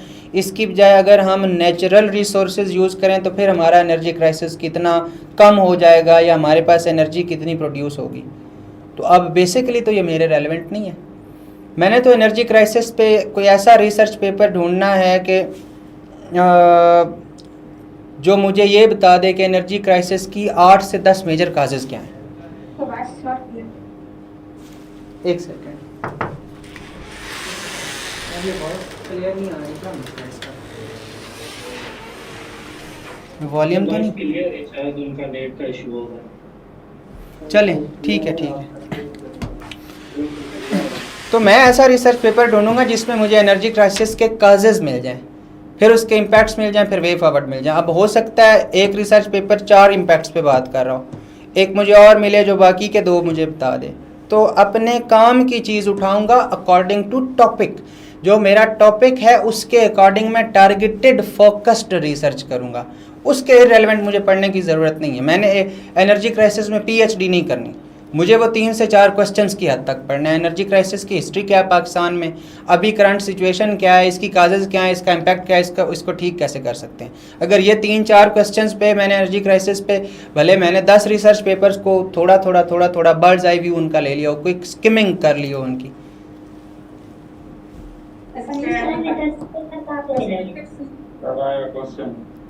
भाई जो पहले 2 बोल रहे थे उनमें से पहले जो बोला था वो शुरू करें, फिर शफकत साहिब मैं आपका क्वेश्चन सुनूंगा। एक दूसरे को स्पेस देना, एक दूसरे को स्पेस दें। पहले कौन बोला है, या आप लोग हैंड रेज करें, सब हैंड रेज करना शुरू कर दे, हैंड रेज करना शुरू कर दे। दानिश अली आप बताएं। अस्सलाम वालेकुम सर। वालेकुम अस्सलाम। सर मुझे ये क्वेश्चन है कि जो ग्रामर है वो हम मतलब कहाँ से शुरू करें फॉर द पर्पस ऑफ ऐसे? बच्चा बिल्कुल बड़ा बेहतरीन क्वेश्चन है। अब ग्रामर को ना हम सेगमेंट्स में डिवाइड कर लेते हैं। बेसिकली CSS का अब कोई भी सब्जेक्ट है तो उसके टारगेट्स बनाएंगे ना, सिलेबस देखेंगे उसका। ग्रामर में छोटे छोटे मल्टीपल क्वेश्चंस होते हैं, 3 तो इसके या 4 कह लेंगे, 4 तो क्वेश्चंस ग्रामर के हैं जो कि स्टैंड आउट करते हैं उनके नंबर्स ज़्यादा होने की वजह से। प्रेसी है तो 20 नंबर का, और सबसे मुश्किल सवाल प्रेसी है। कंप्रीहेंशन है तो 20 नंबर का, ट्रांसलेशन है तो 10 से 15 नंबर की। तो ये तो हो गए 3 बड़े सवाल। इसके अलावा एक बड़ा सवाल है एंड दैट इज़ वोकैब, जो कि 20 नंबर की है वो भी, और जो कि बहुत ज़्यादा मुश्किल होती है क्योंकि CSS में जो 20 नंबर के सिनोनिम्स और एंटोनिम्स आते हैं, वोकैब जो है वो वोकैब है जो आम किताबी वोकैब नहीं है। वो आप चाहे डॉन पढ़ रहे हैं, चाहे आप अपनी बाकी 10 सब्जेक्ट्स पढ़ रहे हैं, या कोई ऐसा सोर्स जिससे आप ऐसे सोर्सेज ऐसे वोकैब के वर्ड्स पढ़ रहे हैं जो बड़े फ्रीक्वेंटली यूज़ होते हैं, तो फ्रीक्वेंटली यूज़ होने वाली चीज़ पेपर B में वो 20 नंबर की वोकैब वाले पोर्शन में नहीं आने लगी। सो टारगेट अगर हम पेपर B का डिसाइड करें तो इसमें मैंने आपको एक स्केजुअल रफ बना के दिया, जिसमें मैंने कहा कि दिन का पहला सब्जेक्ट होगा इंग्लिश B, फिर होगा करंट अफेयर्स, फिर होगा GSA। उस पेपर B जो हमने उसको रखा, उसमें मैं आपको ना एक ग्रुप में एक स्केजुअल शेयर करवा दूंगा। जो लोग ज्वाइन करते हैं वो व्हाट्सएप ग्रुप में मैं उनको एक शेयर कर देता हूँ स्केजुअल। उसमें होगा क्या, एग्जाम्पल है कि मतलब आपने अपना एक दिन कैसे प्लान करना है। अब पेपर B के टारगेट्स में मैं पहला तो रखूँगा वोकैब के, मैं कोई एटलीस्ट 15 से 20 वर्ड्स वोकैब के स्टडी कर लूँ। उसके बाद मैं देखूँगा कि पेपर B में वोकैब के साथ मैंने और कौन सी कोई 2 चीज़ें हैं जिनको डेली बेसिस पे पढ़ना है। लेट्स सपोज मैं रख लेता हूँ कि एक मैं इसमें पढ़ूँगा करेक्शन, एक मैं इसमें पढ़ूँगा साथ में एक्टिव पैसिव। अब वोकैब चूँकि बहुत लंबा टारगेट है, ये चलेगी पूरा साल। इसके साथ जो टारगेट्स हैं, करेक्शन में कितनी है कि पढ़ लूँगा मैं, 100 एक्सरसाइजेस कर लूँगा, कोई 200 300 400 1000 रूल्स पढ़ लूँगा, उसके बाद करेक्शन होगी ख़त्म। लेट्स सपोज मैंने CSS के सारे पेपर्स कर दिए, उसके बाद वो रिप्लेस हो जाएगी एक्टिव पैसिव के साथ। एक्टिव पैसिव के बाद मैं पंक्चुएशन पे आ जाऊँगा, मैं पेयर ऑफ वर्ड्स पे आ जाऊँगा। सो एक तो टारगेट तो इस तरह आप इसको ब्रेक तो इस तरह करेंगे कि वोकैब डेली, उसके साथ कोई सी 2 चीज़ें। उसके बाद जो वोकैब जो ग्रामर्स हैं, मिसाल के तौर पे आपको ये करीमदाद की ग्रामर है, करीमदाद चुगताई साहब की। उसके अलावा आपको ब्रश अप योर इंग्लिश, बहुत अच्छी किताब है ब्रश अप योर इंग्लिश। मैं बेसिकली कोई भी ऐसी ग्रामर रिकमेंड नहीं करता जो सिर्फ करेक्शन के पॉइंट ऑफ व्यू से लिखी गई है और अल्टीमेटली CSS में आपका सिर्फ 10 नंबर का जो है वो पेपर वो टारगेट कर रही हो। अब गलत सही जो जुमले हैं, जो सेंटेंसेस हैं करेक्शन के रिलेटेड, वो तो 10 नंबर का सवाल है। तो अब रेनन मार्टन वैसे बहुत अच्छी ग्रामर और बहुत से लोगों से आप सुनेंगी, लेकिन अल्टीमेटली वो आपका 10 नंबर का पेपर जो है वो टारगेट कर रही है। सो इस वजह से जो CSS के सिलेबस के अकॉर्डिंग जो ग्रामर्स लिखी गई उनमें से करीमदाद चुगताई साहब की बड़ी रिसेंट है। बाकी ब्रश अप है तो लैंग्वेज के मुतल्लिक, लेकिन अगर किसी ने करेक्शन पढ़नी है तो फिर इससे अच्छी कोई किताब नहीं है। इसके अलावा BA की है टू दी पॉइंट, ये PMS में अक्सर काम आ जाती होती है। उसके अलावा ऑक्सफोर्ड या कैम्ब्रिज, इसका आप ईडियम्स की डिक्शनरी ले सकते हैं। वर्ल्ड टाइम्स जो है उसकी JWT की वोकैब की बुक ले सकते हैं। वोकैब 501 ले सकते हैं। GRE वोकैब जो है वो आप डाउनलोड कर सकते हैं इंटरनेट से। तो ये सारे आप grammar, grab any grammar that you can, उसको तेज़ी से पढ़ते जाओ। टारगेट्स लेकिन पता होने चाहिए। Thank you so much sir. Sir one last question. जी जी पूछें। सर मैंने I have joined multiple sessions regarding essay, लेकिन still I am unable to write a proper essay. मुझे बहुत मुश्किल होती है ऐसे राइट करने में, और मैं मतलब इतने ब्लंडर्स मारता हूँ कि प्रॉपर ऐसे मैं नहीं लिख सकता। तो इसका क्या पार्टिकुलर पैटर्न है? मैं बिल्कुल आपका सवाल समझ गया हूँ। असल में सबसे पहले तो ये डिपेंड मैटर करता है कि आपको टारगेट क्या दिया गया है। अब आप बिल्कुल आपने आपकी रीडिंग नहीं है और आपको शुरू से ही दे दिया गया ऐसे, तो आप नहीं लिख पाएंगे। तो आपके लिए एक बेहतरीन अप्रोच हो सकती है कि शॉर्ट ड्यूरेशन को 15 से 20 दिन, 1 महीना आप पैराग्राफ्स लिखें। मैं वैसे पैराग्राफ कभी भी बच्चों को रिकमेंड नहीं करता क्यों, ताकि उनका ज़्यादा टाइम वेस्ट ना हो। मैं बच्चे को जो पहली असाइनमेंट देता हूँ वो है आउटलाइन। एक आपका मसला ये हो सकता है कि आप समहाउ अच्छी रीडिंग नहीं कर रहे। दूसरा आपका मसला ये हो सकता है कि आप फोकस्ड वे में आप चीज़ों को एब्जॉर्ब नहीं कर पा रहे, क्योंकि ये एक बहुत बड़ा मसला है। पिछली जितनी मैंने असाइनमेंट्स चेक की हैं, बच्चों के ये इश्यूज़ नहीं होते। मेरे पास कुछ ऐसे स्टूडेंट्स भी हैं जिनकी लैंग्वेज इतनी अच्छी है कि मैंने उनको अभी से ही कह दिया कि आपके ग्रामर के तो इश्यूज़ नहीं हैं, बट वो ठीक नहीं लिख रहे क्योंकि पढ़ नहीं रहे। कॉन्सेप्चुअल क्लैरिटी किसी भी CSS के ऐसे के लिए किसी भी बच्चे का सबसे पहला टारगेट होना चाहिए। आप बेशक बड़े छोटे छोटे बड़ी सादा चीज़ों का कॉन्सेप्ट ले लें। हम एक मिसाल लेते हैं कि मैंने ये लिखना है कि अगर हमने ख़वातीन को एम्पावर करना है, सजेशंस का मैं CSS में पार्ट लिख रहा था अपनी आउटलाइन का। उसमें मेरा पहला पॉइंट था कि how can women B empowered. उसमें मेरा पहला पॉइंट था education, sound education for women या इक्वल एजुकेशन फॉर वुमेन। तो अब पढ़ने के दौरान, रीडिंग के दौरान मैं क्या मोटी मोटी बातें क्या जहन में रखूँगा कि एजुकेशन होगी तो सबसे पहले एक वुमेन को उसके राइट्स का पता चलेगा। एजुकेशन होगी तो उसको ये पता चलेगा कि कौन कौन से लीगल वेज़ हैं जिनसे वो अपने राइट्स अचीव कर सकती है। एजुकेशन से वुमेन की कम्युनिकेशन इतनी इम्प्रूव होगी, इमोशनल इंटेलिजेंस इतनी इम्प्रूव होगी कि वो अपने राइट्स को पीसफुल वे में अपने male members of the family से या अपनी सोसाइटी से नेगोशिएट कर सकेगी। जो कि हम देखते हैं कि पढ़ी लिखी ख़वातीन पछाड़ के गुजर जाती हैं क्योंकि उनको पता है कि अपने they have very fine negotiation skills, जिस वजह से दुनिया में बहुत ज़्यादा डिप्लोमेट्स ख़वातीन हैं। और उसके अलावा ये होगा कि उनको फाइनेंशियल इंडिपेंडेंस मिलेगी। एक विमेन को एम्प्लॉयमेंट अपॉर्चुनिटीज़ मिलेंगी जब घर में वो इक्वली पार्टिसिपेट कर रही होगी, जब कमाने वाला एक नहीं दो हाथ होंगे, प्रोवाइडर्स एक नहीं दो होंगे। तो जाहिर है जब पैसा, बेसिकली विमेन की सबऑर्डिनेशन की एक बहुत बड़ी रीज़न ये है कि फाइनेंशियली डिपेंडेंट है मेल मेंबर्स पे। जब वो फाइनेंशियली इंडिपेंडेंट होगी तो उसकी बात की घर में वर्थ भी होगी। अब ये क्या था, ये मैंने तो बड़ी सादा बातें नहीं की।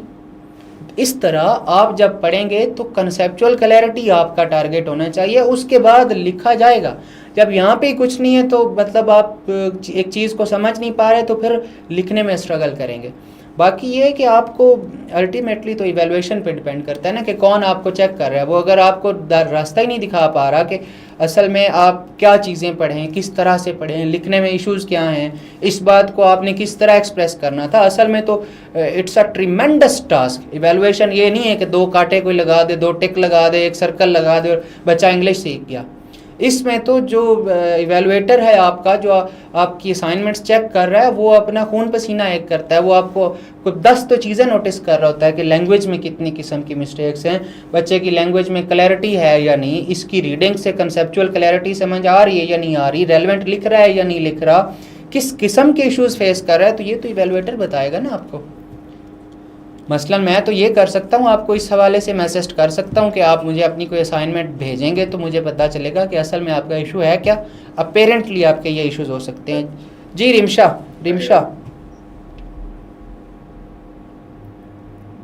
रिमशा आपका क्या क्वेश्चन है? Rimsha, excuse me sir, I guess एक सेकंड जो हैंड रेज किया था वो मैंने किया था, so I think I should ask question, right? So sir hand raise इसी वजह से करवाए थे आप। बस मैंने हैंड रेज किया था।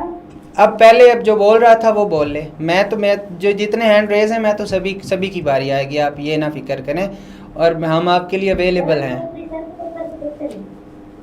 सर मेरा मसला ये है कि मैं किसी भी टॉपिक को या थीम को अच्छे से कर देती हूँ, लेकिन बच्चे थोड़ा वॉल्यूम थोड़ी सी वॉइस अपनी रेज करें। सर मेरा मसला ये है कि मैं किसी भी टॉपिक को या थीम को अच्छे से कर लेती हूँ, लेकिन जब उसके ऊपर कोई ऐसे आता है तो वो डिकोड नहीं होता मुझसे टॉपिक। अब जैसे अब मैंने एजुकेशन पे कोई एक हफ्ता लगाया। चलें ठीक है। उसकी रीज़न पता है क्या है? आपने एजुकेशन पे पढ़ा जेनेरिक, असल में मसलन मुझे बताएं एजुकेशन पे आपने क्या पढ़ा?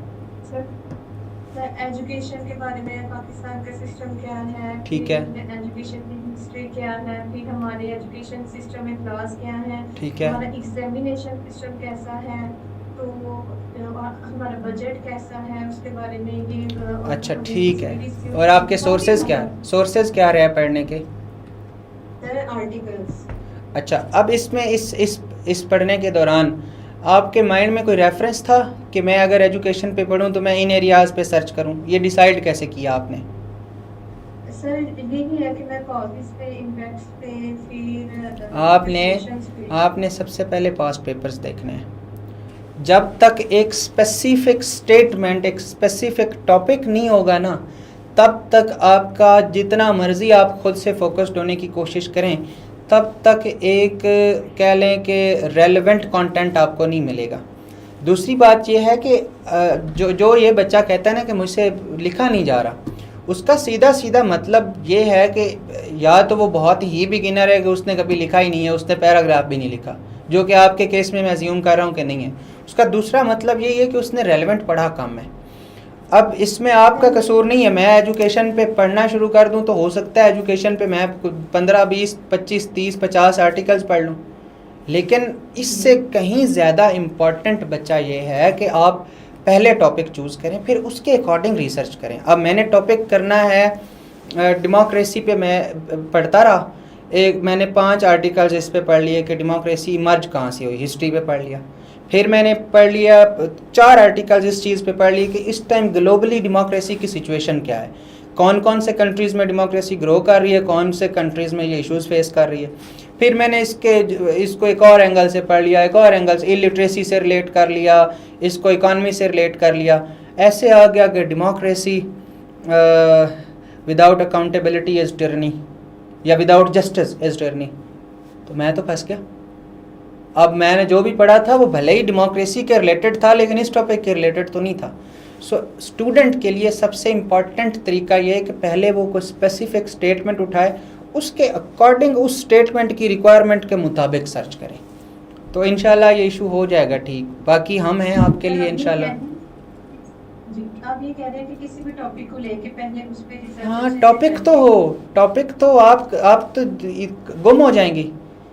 अब ये तो आप करंट अफेयर्स एक ऐसा सब्जेक्ट है, अब करंट अफेयर्स पे पढ़ना शुरू कर दें, पहले तो दिन के पढ़े ना 15 अखबार, फिर उठा लें मैगज़ीन, फिर करंट अफेयर्स तो अराउंड जो है वो 200 स्टेट्स हैं, पढ़ती जाएं। तो रेलेवेंस तो आपके ओवरऑल इस जर्नी में बहुत इंपॉर्टेंट है। एक लिमिट ड्रॉ करनी है आपने कि क्या पढ़ना है क्या नहीं पढ़ना, वो आप डिसाइड इस कर। मैंने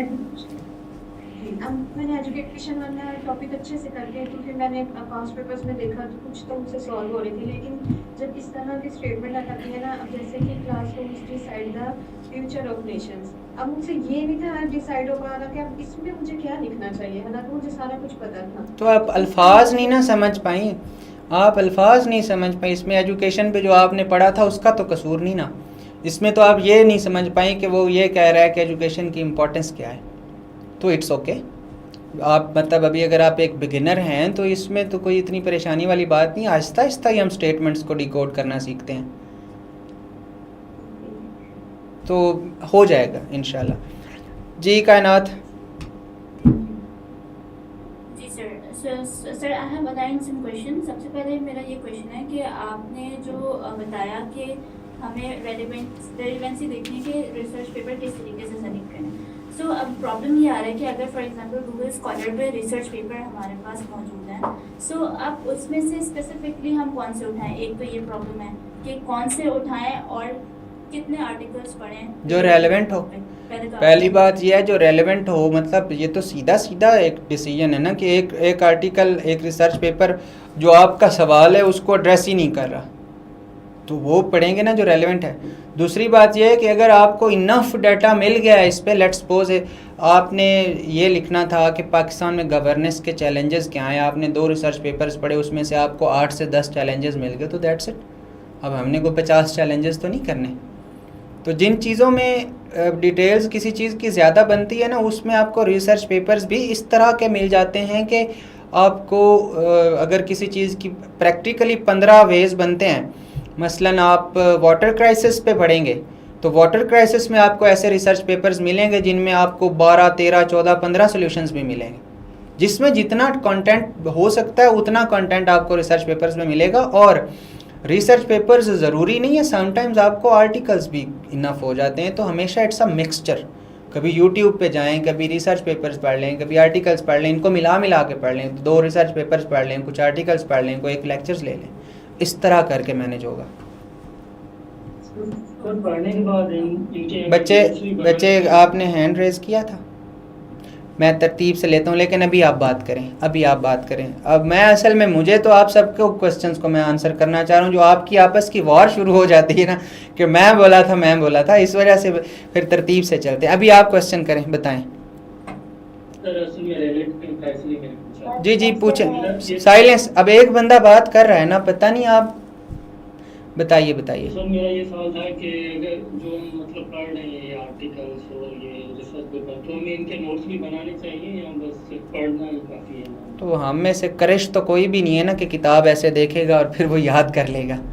नोट्स तो CSS के लिए एक फंडामेंटल रिक्वायरमेंट है, बट अब ये डिपेंड करता है कि हम क्या सेव कर रहे हैं और क्या सेव नहीं कर रहे हैं।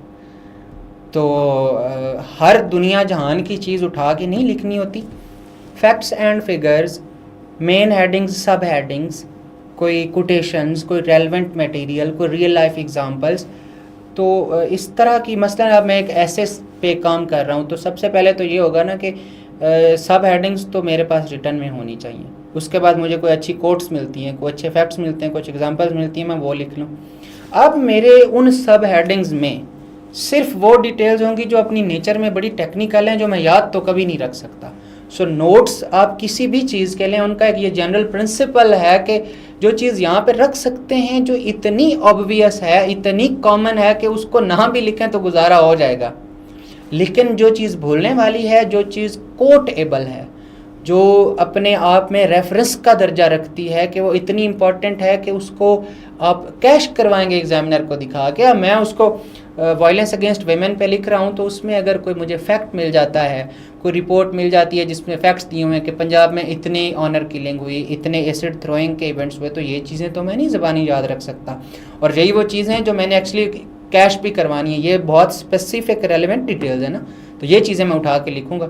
लेकिन ये चीज़ लिखने की कि मतलब जो एक वायलेंस की, मसलन मैं ये लिखता हूँ कि मैं नोट्स बना रहा हूँ और उसमें मैं एक ये बात लिख रहा हूँ कि इक़्तिदार आला का तसव्वुर, इस्लामियात के मैं नोट्स बना रहा हूँ, उसमें मैंने ये लिखा है इक़्तिदार आला का तसव्वुर, यानी इस्लामिक स्टेट में सबसे पावरफुल कौन होगा। Who would be the most powerful, ये है एक हेडिंग है। उसमें मेरी हेडिंग है अल्लाह ताला, ये अब इसमें इक़्तिदार आला का तसव्वुर या अल्लाह ताला की हुक्मरानी, इसमें मैं क्या लिखूँगा? तमाम पत्ते आप अल्लाह पाक की मर्ज़ी से हिलते हैं, वो तमाम कायनात के मालिक हैं, ये चीज़ें अंडरस्टूड है ना, ये मैं ख़ुद भी लिख सकता हूँ। हाँ, अगर कोई आयत है, कोई हदीस है, वो मैं ज़रूर लिखूँगा इसमें। सो ये पैटर्न होता है, आप काम की चीज़ें सेव करते हैं जो आपके बहुत रेलेवेंट नहीं हैं या जो बहुत ऑब्वियस हैं, वो आप फिर यहाँ बिठा लेते हैं। तो अब हमारे बात करेंगी फ़िज़ा मेमन।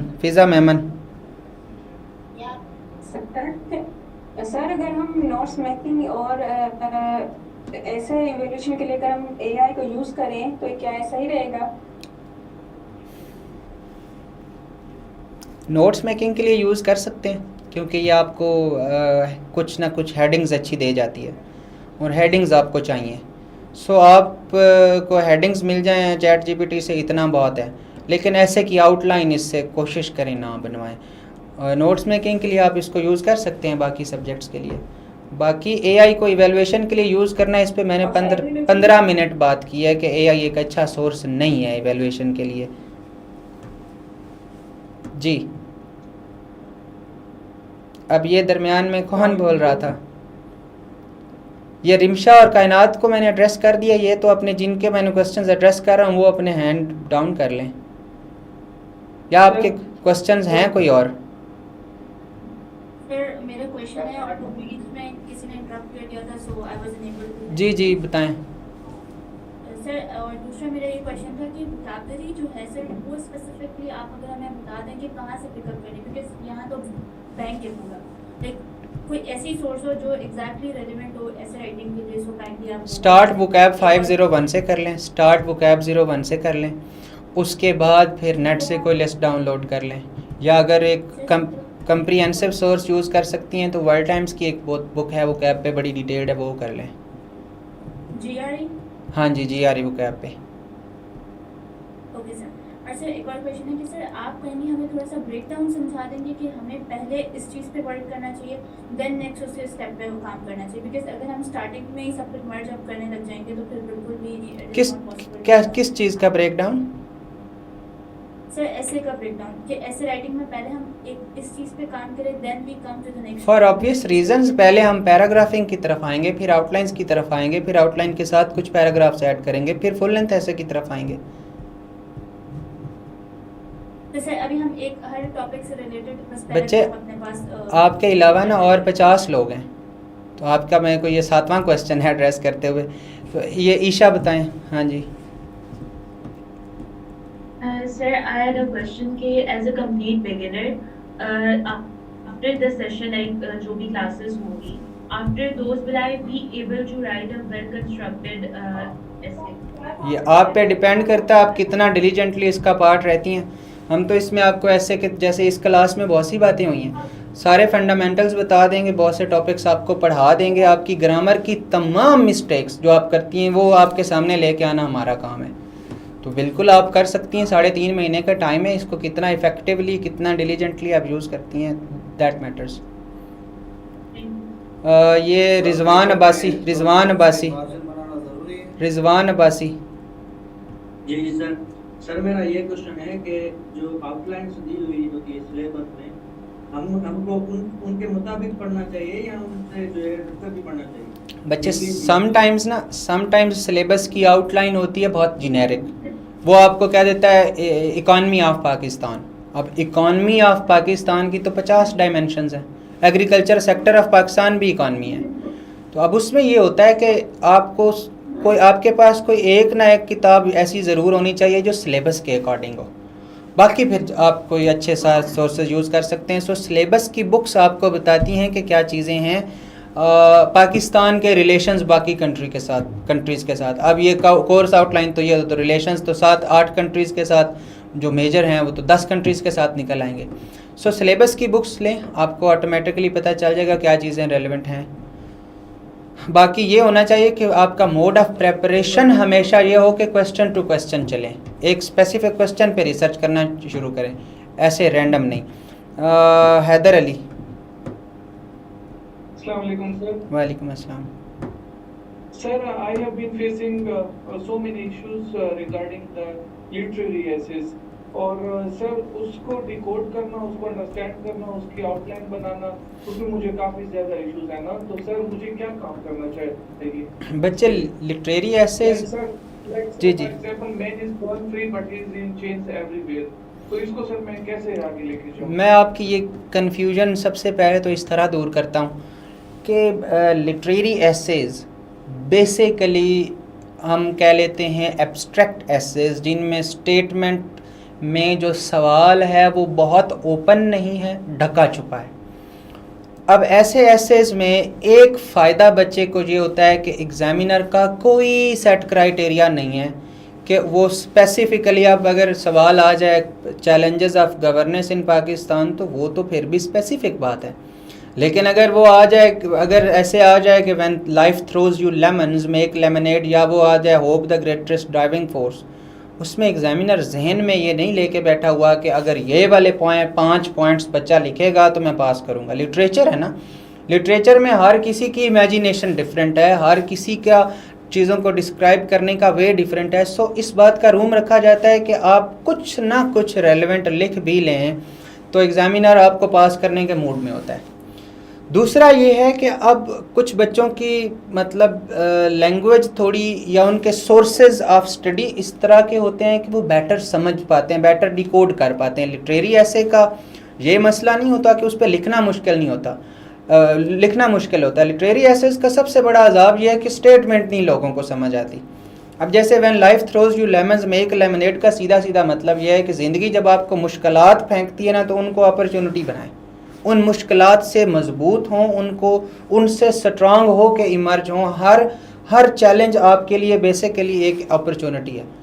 तो लिटरेरी एसेज का सबसे बेहतरीन तरीका यह है कि पहले आप सिंपल स्टेटमेंट्स से शुरू करें।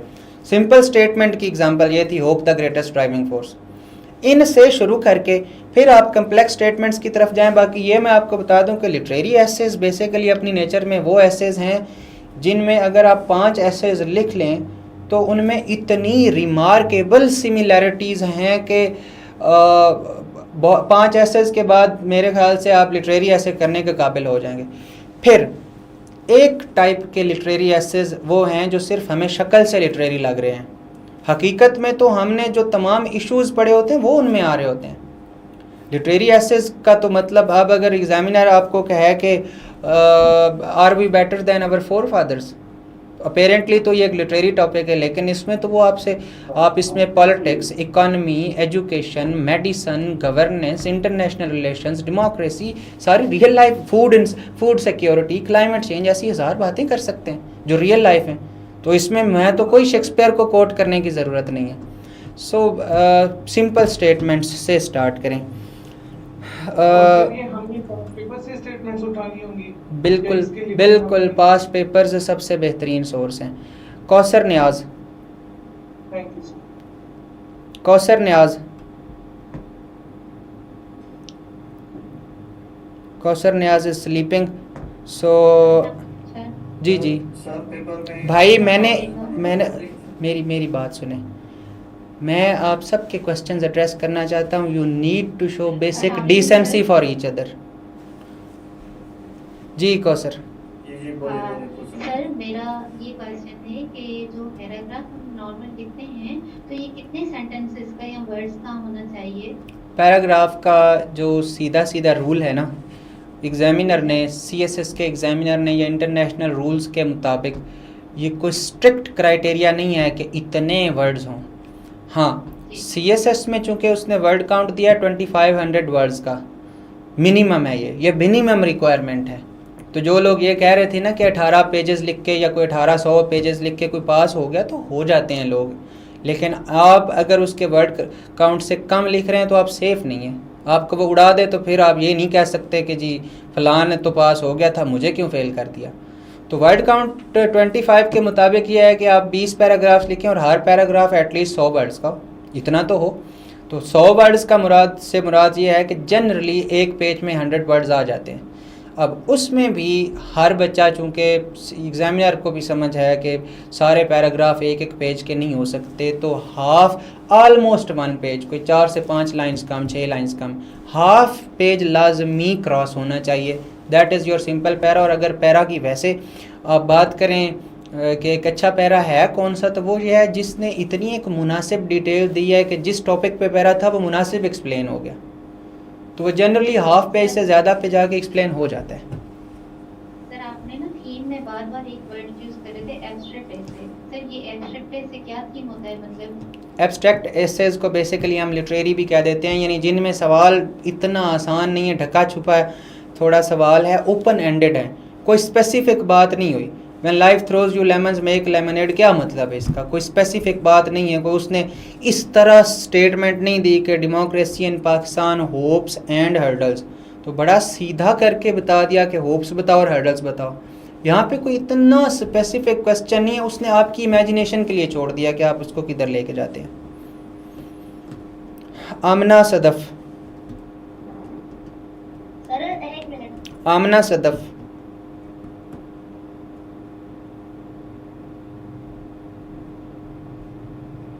आमना सदफ बोलें। अस्सलाम वालेकुम सर। वालेकुम अस्सलाम। ये 3 दफ़ा आपको क्यों बुलाना पड़ता है? फ़ौरन रिस्पॉन्ड किया करें। हाँ जी सॉरी सर, मेरा माइक इशू हो गया था। जी जी बताएं। मुझे ये पूछना है कि एज अ बिगनर हमें स्टार्ट कहाँ से लेना चाहिए? मतलब अगर ऐसी की बात करें तो पहले तो इसके लिए ग्रामर सही होना ज़रूरी है। तो अगर मैं अपनी ग्रामर सही करना चाहूँ तो मुझे फर्स्ट ऑफ ऑल अपनी डेली की रूटीन क्या बनाना चाहिए कि मैं ग्रामर भी और साथ में मैंने यही तो बताया कि आप सबसे पहले पेपर बी को अपनी मॉर्निंग में लेके आएँ, फिर 2 से 3 घंटे ऐसे की अलग से रीडिंग करें। और अगर आप लोगों को ये लगता है ना कि आप ग्रामर रीडिंग करके अपनी लैंग्वेज ठीक कर लेंगे, तो ये भूल जाएं। बेसिकली रीडिंग आपकी ग्रामर पढ़ने से आपकी लैंग्वेज ठीक नहीं होगी, आपकी लैंग्वेज होगी लिखने से ठीक। लिखेंगे, मिस्टेक्स करेंगे, टीचर उनको पॉइंट आउट करेगा, आपको बताएगा यहाँ ये नहीं होना, ये होना, इस तरह। सो राइटिंग इन इटसेल्फ ही वाहिद तरीका है अपनी ग्रामर ठीक करने का। जी सर, थैंक यू। फुरकान सानी, फुरकान,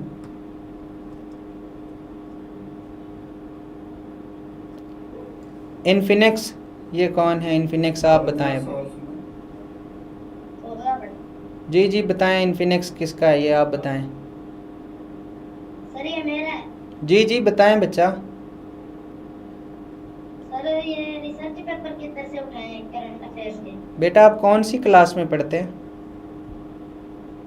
11th। चलो ठीक है, मैं आपको रात सोने के बाद और उठने से पहले बताऊंगा। नुमान आप बताएं। सर मेरी बात। नुमान, सर मेरी बात नहीं सुनते। नुमान नहीं है हमारे पास। सोहा अली, एनालिसिस का विषय का पूछना था सर मैंने। बॉडी पैराग्राफ में कितने वर्ड्स ले लिखें तो बेहतर होगा? बॉडी पैराग्राफ में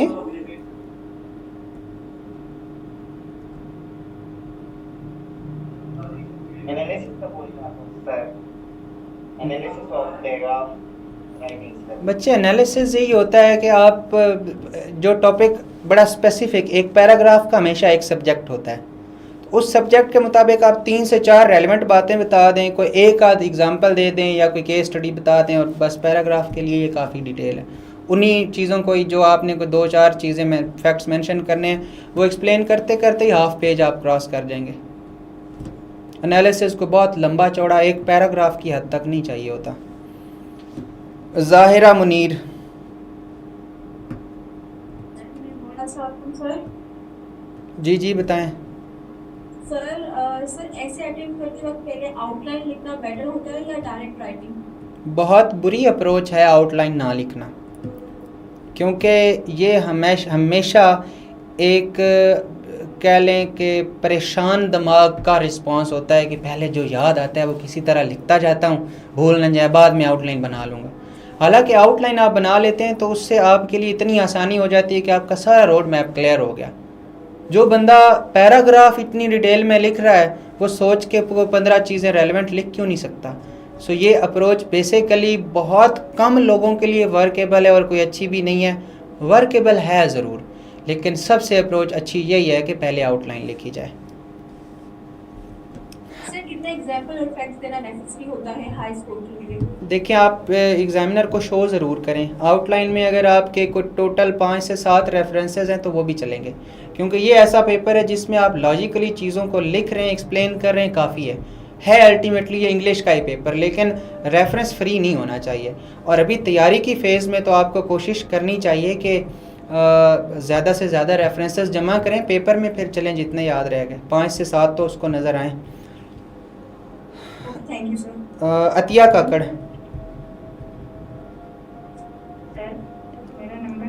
बेटा आप हो गए। सोहा अली मैंने बोला था, 50 दफ़ा बोला था। अतिया काकड़।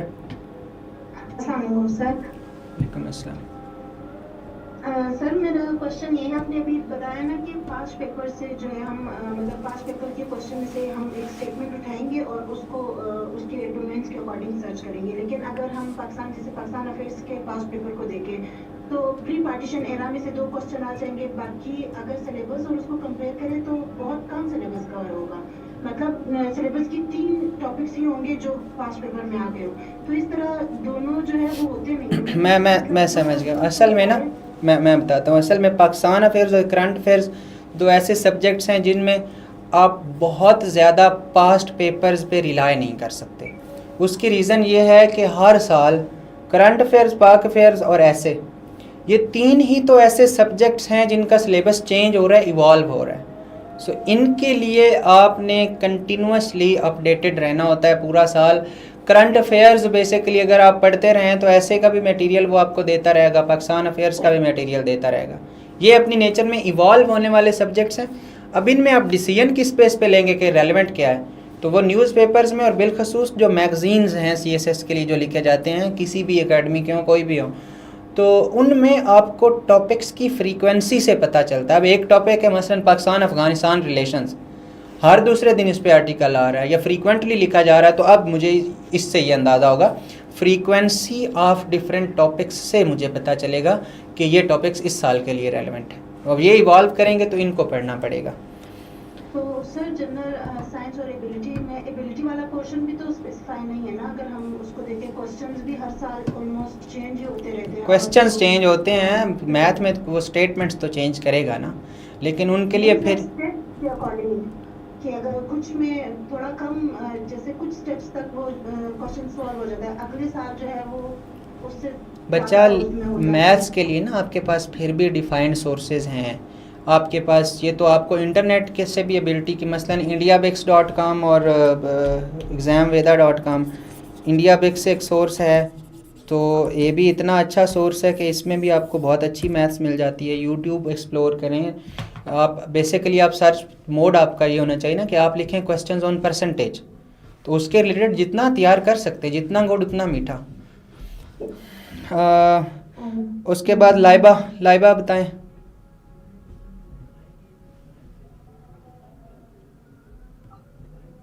लाइबा नहीं है। अलीज़ा।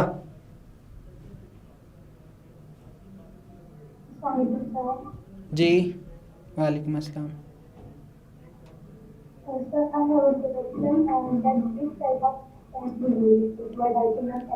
आपकी आवाज़ नहीं आ रही, आपकी आवाज़ नहीं आ रही, बहुत डिस्टॉर्शन है। आप टाइप कर दें क्वेश्चन, आप क्वेश्चन टाइप कर दें। आपकी आवाज़ नहीं आ रही, आप क्वेश्चन टाइप कर दें चैट में। अब्दुल्ला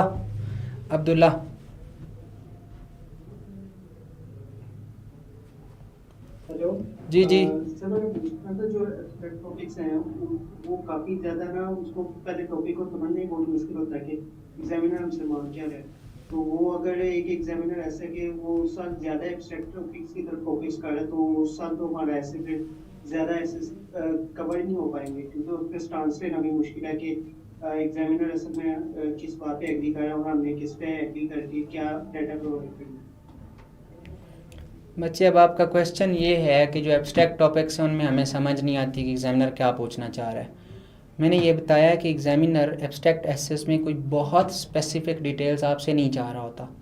इसमें आप उसको कुछ भी रेलेवेंट ब्रेक करना सीख जाएं। अब देखें ना, अब वो स्टेटमेंट पे डिपेंड करता है। आप कोई मुश्किल स्टेटमेंट आई है तो हदीस तो नहीं है कि आप एब्स्ट्रैक्ट टॉपिक ही चूज़ करें। आपका प्रिपरेशन का मोड ये होना चाहिए कि आप हमेशा हर तरह के इशूज़ तैयार करें। एब्स्ट्रैक्ट एसेस में आपको पास पेपर से 50 एसेस मिल जाएंगे, इससे ज़्यादा मिल जाएंगे। इतना जब आप 5 एसेस आप दिल से लिख लेंगे ना, तो उसके बाद आपको एब्स्ट्रैक्ट एसेस में भी मसला नहीं होगा। और ऐसा बहुत कम होता है कि वो इतनी मुश्किल स्टेटमेंट दे दे कि वो समझ ही ना आए आपको। बुनियादी तौर पे हर बच्चे को चाहिए यही कि अगर एब्स्ट्रैक्ट उसकी लैंग्वेज इतनी स्ट्रांग नहीं है कि ये उसका पहले से ही एब्स्ट्रैक्ट ऐसे एरिया नहीं है, तो उसको भी इसको अपना प्रिंसिपल एरिया बनाना नहीं चाहिए कि वो एग्ज़ाम में ये सोच के जाए कि मैंने एब्स्ट्रैक्ट ऐसे करना है। जो कर सकते हैं ईजिली वो करें, बाकी इसके अलावा आपके सामने इतने इश्यूज़ हैं, उन पे काम कर लें आप। सर सिर्फ एक एग्जांपल तो देख लें कि बैगर्स के नोट भी चूज है, तो उसमें बंदा किस डायमेंशन में उस टॉपिक को मोड़े, वो किसी भी डायमेंशन में जा सकता है एलिमेंट। हाँ, उसमें ये होता है कि आप उस क्वेश्चन का, उस स्पेसिफिक क्वेश्चन पे academic, psychological, emotional, personal, national, international level, multiple layers हैं एनालिसिस की। सबसे पहले तो आप ये कहना कि बैगर्स क्यों चूज़र नहीं हो सकते, तो साइकोलॉजिकल लेवल पे बताएं। मसलन ये आप ये कह सकते हैं कि जो है वो बैगर्स जो है वो इनिशिएटिव नहीं ले सकते, बैगर्स में कॉन्फिडेंस नहीं होता, बैगर्स जो होते हैं उनमें बार्गेनिंग पावर नहीं होती, बैगर्स जो होते हैं उनकी इतनी लीडरशिप स्किल्स नहीं होती कि वो अपने लिए बेनिफिट्स नेगोशिएट कर लें, तो चूज़ नहीं कर पाते।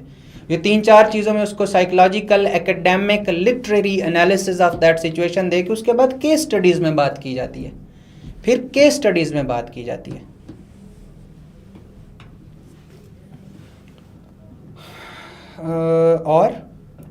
और अब मेरे ख्याल से मैं कुछ चैट में से कुछ क्वेश्चंस आए हुए हैं, मैं इनको आंसर कर लूँ। नीचे से स्टार्ट ले लेते हैं। From which source and reference we should prepare. क्या चीज़? मेरा सवाल था कि मार्जिन बनाना ज़रूरी है पेपर पे सर? क्या चीज़ बनाना? सर पेपर में मार्जिन्स बनाना ज़रूरी है दोनों तरफ से? नहीं, कोई ऐसी ज़रूरी बात नहीं है, लेकिन मार्जिन्स के अलावा ना भद्दा लगता है, बदसूरत लगता है, और कोशिश होनी चाहिए एक्सप्रेशन आपका अच्छा हो, कोई एटलीस्ट थोड़ा सा खूबसूरत लगे। एक साइड पे मार्जिन लगा लें, दूसरी साइड पे रहने दें, एक साइड पे ज़रूर लगा लें एक्सप्रेशन। वालेकुम अस्सलाम। कैसे सर? जी मैं ठीक हूँ, बताएं, क्वेश्चन बताएं। I have to ask a question that what are the psychological assessment procedures? आपने बोला कि आपकी एकेडमिक प्रोसीजर्स होते हैं, साइकोलॉजिकल असेसमेंट होती है और ये सारी चीज़ें। तो अगर आप साइकोलॉजिकल असेसमेंट की बात करते हैं तो what sort of the personality we have to? बेटा एकेडमिक, लिटरेरी, साइकोलॉजिकल एनालिसिस से मुराद ये है कि एक चीज़ इन वेज में डिस्क्राइब हो सकती है। अब जब मैंने ये कहा है ना कि मसलन जो एक जो है वो बैगर है वो चूज़र नहीं हो सकता, तो आप इसके ऊपर साइकोलॉजिकल एनालिसिस क्या होगा? आप उसके माइंड की बात करेंगे, उसकी ट्रेनिंग की बात करेंगे कि उसने अपने आप को इस सिचुएशन के लिए ट्रेन ही नहीं किया हुआ कि वो कुछ चूज़ करे, उसको जो मिल रहा है उसका माइंड इस चीज़ पे ट्रेन हो गया हुआ है, तो इसी चीज़ को एक्सप्लेन करेंगे ना आप। अब पॉइंट ये है कि जो लिटरेरी एसेज हैं इनमें प्रॉब्लम सिर्फ ये होता है कि आप जनरली बड़ी इस तरह की चीज़ों पे लिख रहे होते हैं कि जिनके बारे में आपको कोई बहुत ज़्यादा सोसाइटी में ना वो कोई बहुत ज़्यादा डिस्कस्ड टॉपिक्स हैं और ना इतना आसानी से मटेरियल मिल रहा है। इन चीज़ों के बारे में सिर्फ वो बच्चे लिख सकते हैं जिन्होंने इनडायरेक्टली साइकोलॉजी को पढ़ा है या लिटरेचर की जिनकी रीडिंग है। मिसाल के तौर पे सेल्फ हेल्प बुक्स जितनी भी हैं, सेल्फ हेल्प बुक्स सभी आपको इस तरह के टॉपिक्स के लिए ट्रेन करेंगी। उसके अलावा लिटरेचर का कुछ पोर्शन आपको, जैसे आप फ्रांज काफ्का को पढ़ लें या दोस्तोयेव्स्की को पढ़ लें, तो ये लोग आपको प्रिपेयर करते हैं इस तरह के टॉपिक्स के लिए। तो ये डिपेंड करता है कि आप पहले किस तरह के रीडर रहे हैं, उन लोगों के लिए ये मसला नहीं है इस तरह के टॉपिक्स। बाकी इन दी एंड एग्जामिनर एक्सेप्ट करेगा आप कुछ भी लिखें। अब आप मिसाल के तौर पे आप मॉर्निंग में उठते हैं, आपको क्या फ़ायदे होते हैं, तो इस ये sleeping fox catches no poultry, ये अगर ये आ जाता है पेपर में एज एन एब्स्ट्रैक्ट टॉपिक, तो पूछ तो बेसिकली आपसे ये रहा है कि सुबह उठने के क्या फ़ायदे हैं। अब आप उसको, जो हर बंदा कुछ ना कुछ डिफरेंट लिखेगा, वो सारी चीज़ें एक्सेप्ट करेगा। वालेकुम अस्सलाम। तो सर जैसा कि एक ऐसा आया था एक टाइम में दी बॉयज विल बी बॉयज, तो सर ये ऐसी कौन सी टाइप में आएगा या इसको हम कैसे करेंगे? बच्चा बॉयज़ विल बी बॉयज़ का अब असल में ना बहुत से लोगों को ये लगा कि ये एक बड़ी नैरो सी बात है, लेकिन बॉयज़ विल बी बॉयज़ में वो इससे ज़्यादा सिंपल आपको क्या करे कि वो आपसे ये पूछ रहा है, this is a comprehensive statement of patriarchal attitudes in the society, deep rooted patriarchy in the society.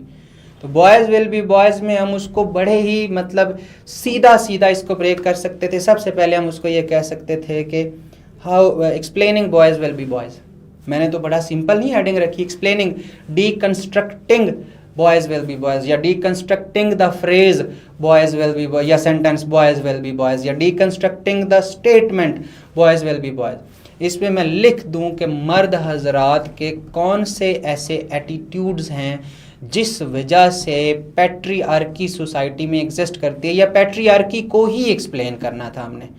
मसलन इसमें हमने रेप के बारे में लिखना था, इसमें डिसीजन मेकिंग के बारे में लिखना था, पॉलिटिक्स के बारे में लिखना था, इकॉनमी के बारे में लिखना था, जो उसकी औरत के पास जो चॉइस नहीं है मैरिज की वो लिखना था। ये सारी चीज़ें वही थी। उसके बाद हम उसको रीजंस देते हैं कि boys will be boys, reasons behind boys will be boys, reasons behind persistence of patriarchy in the society.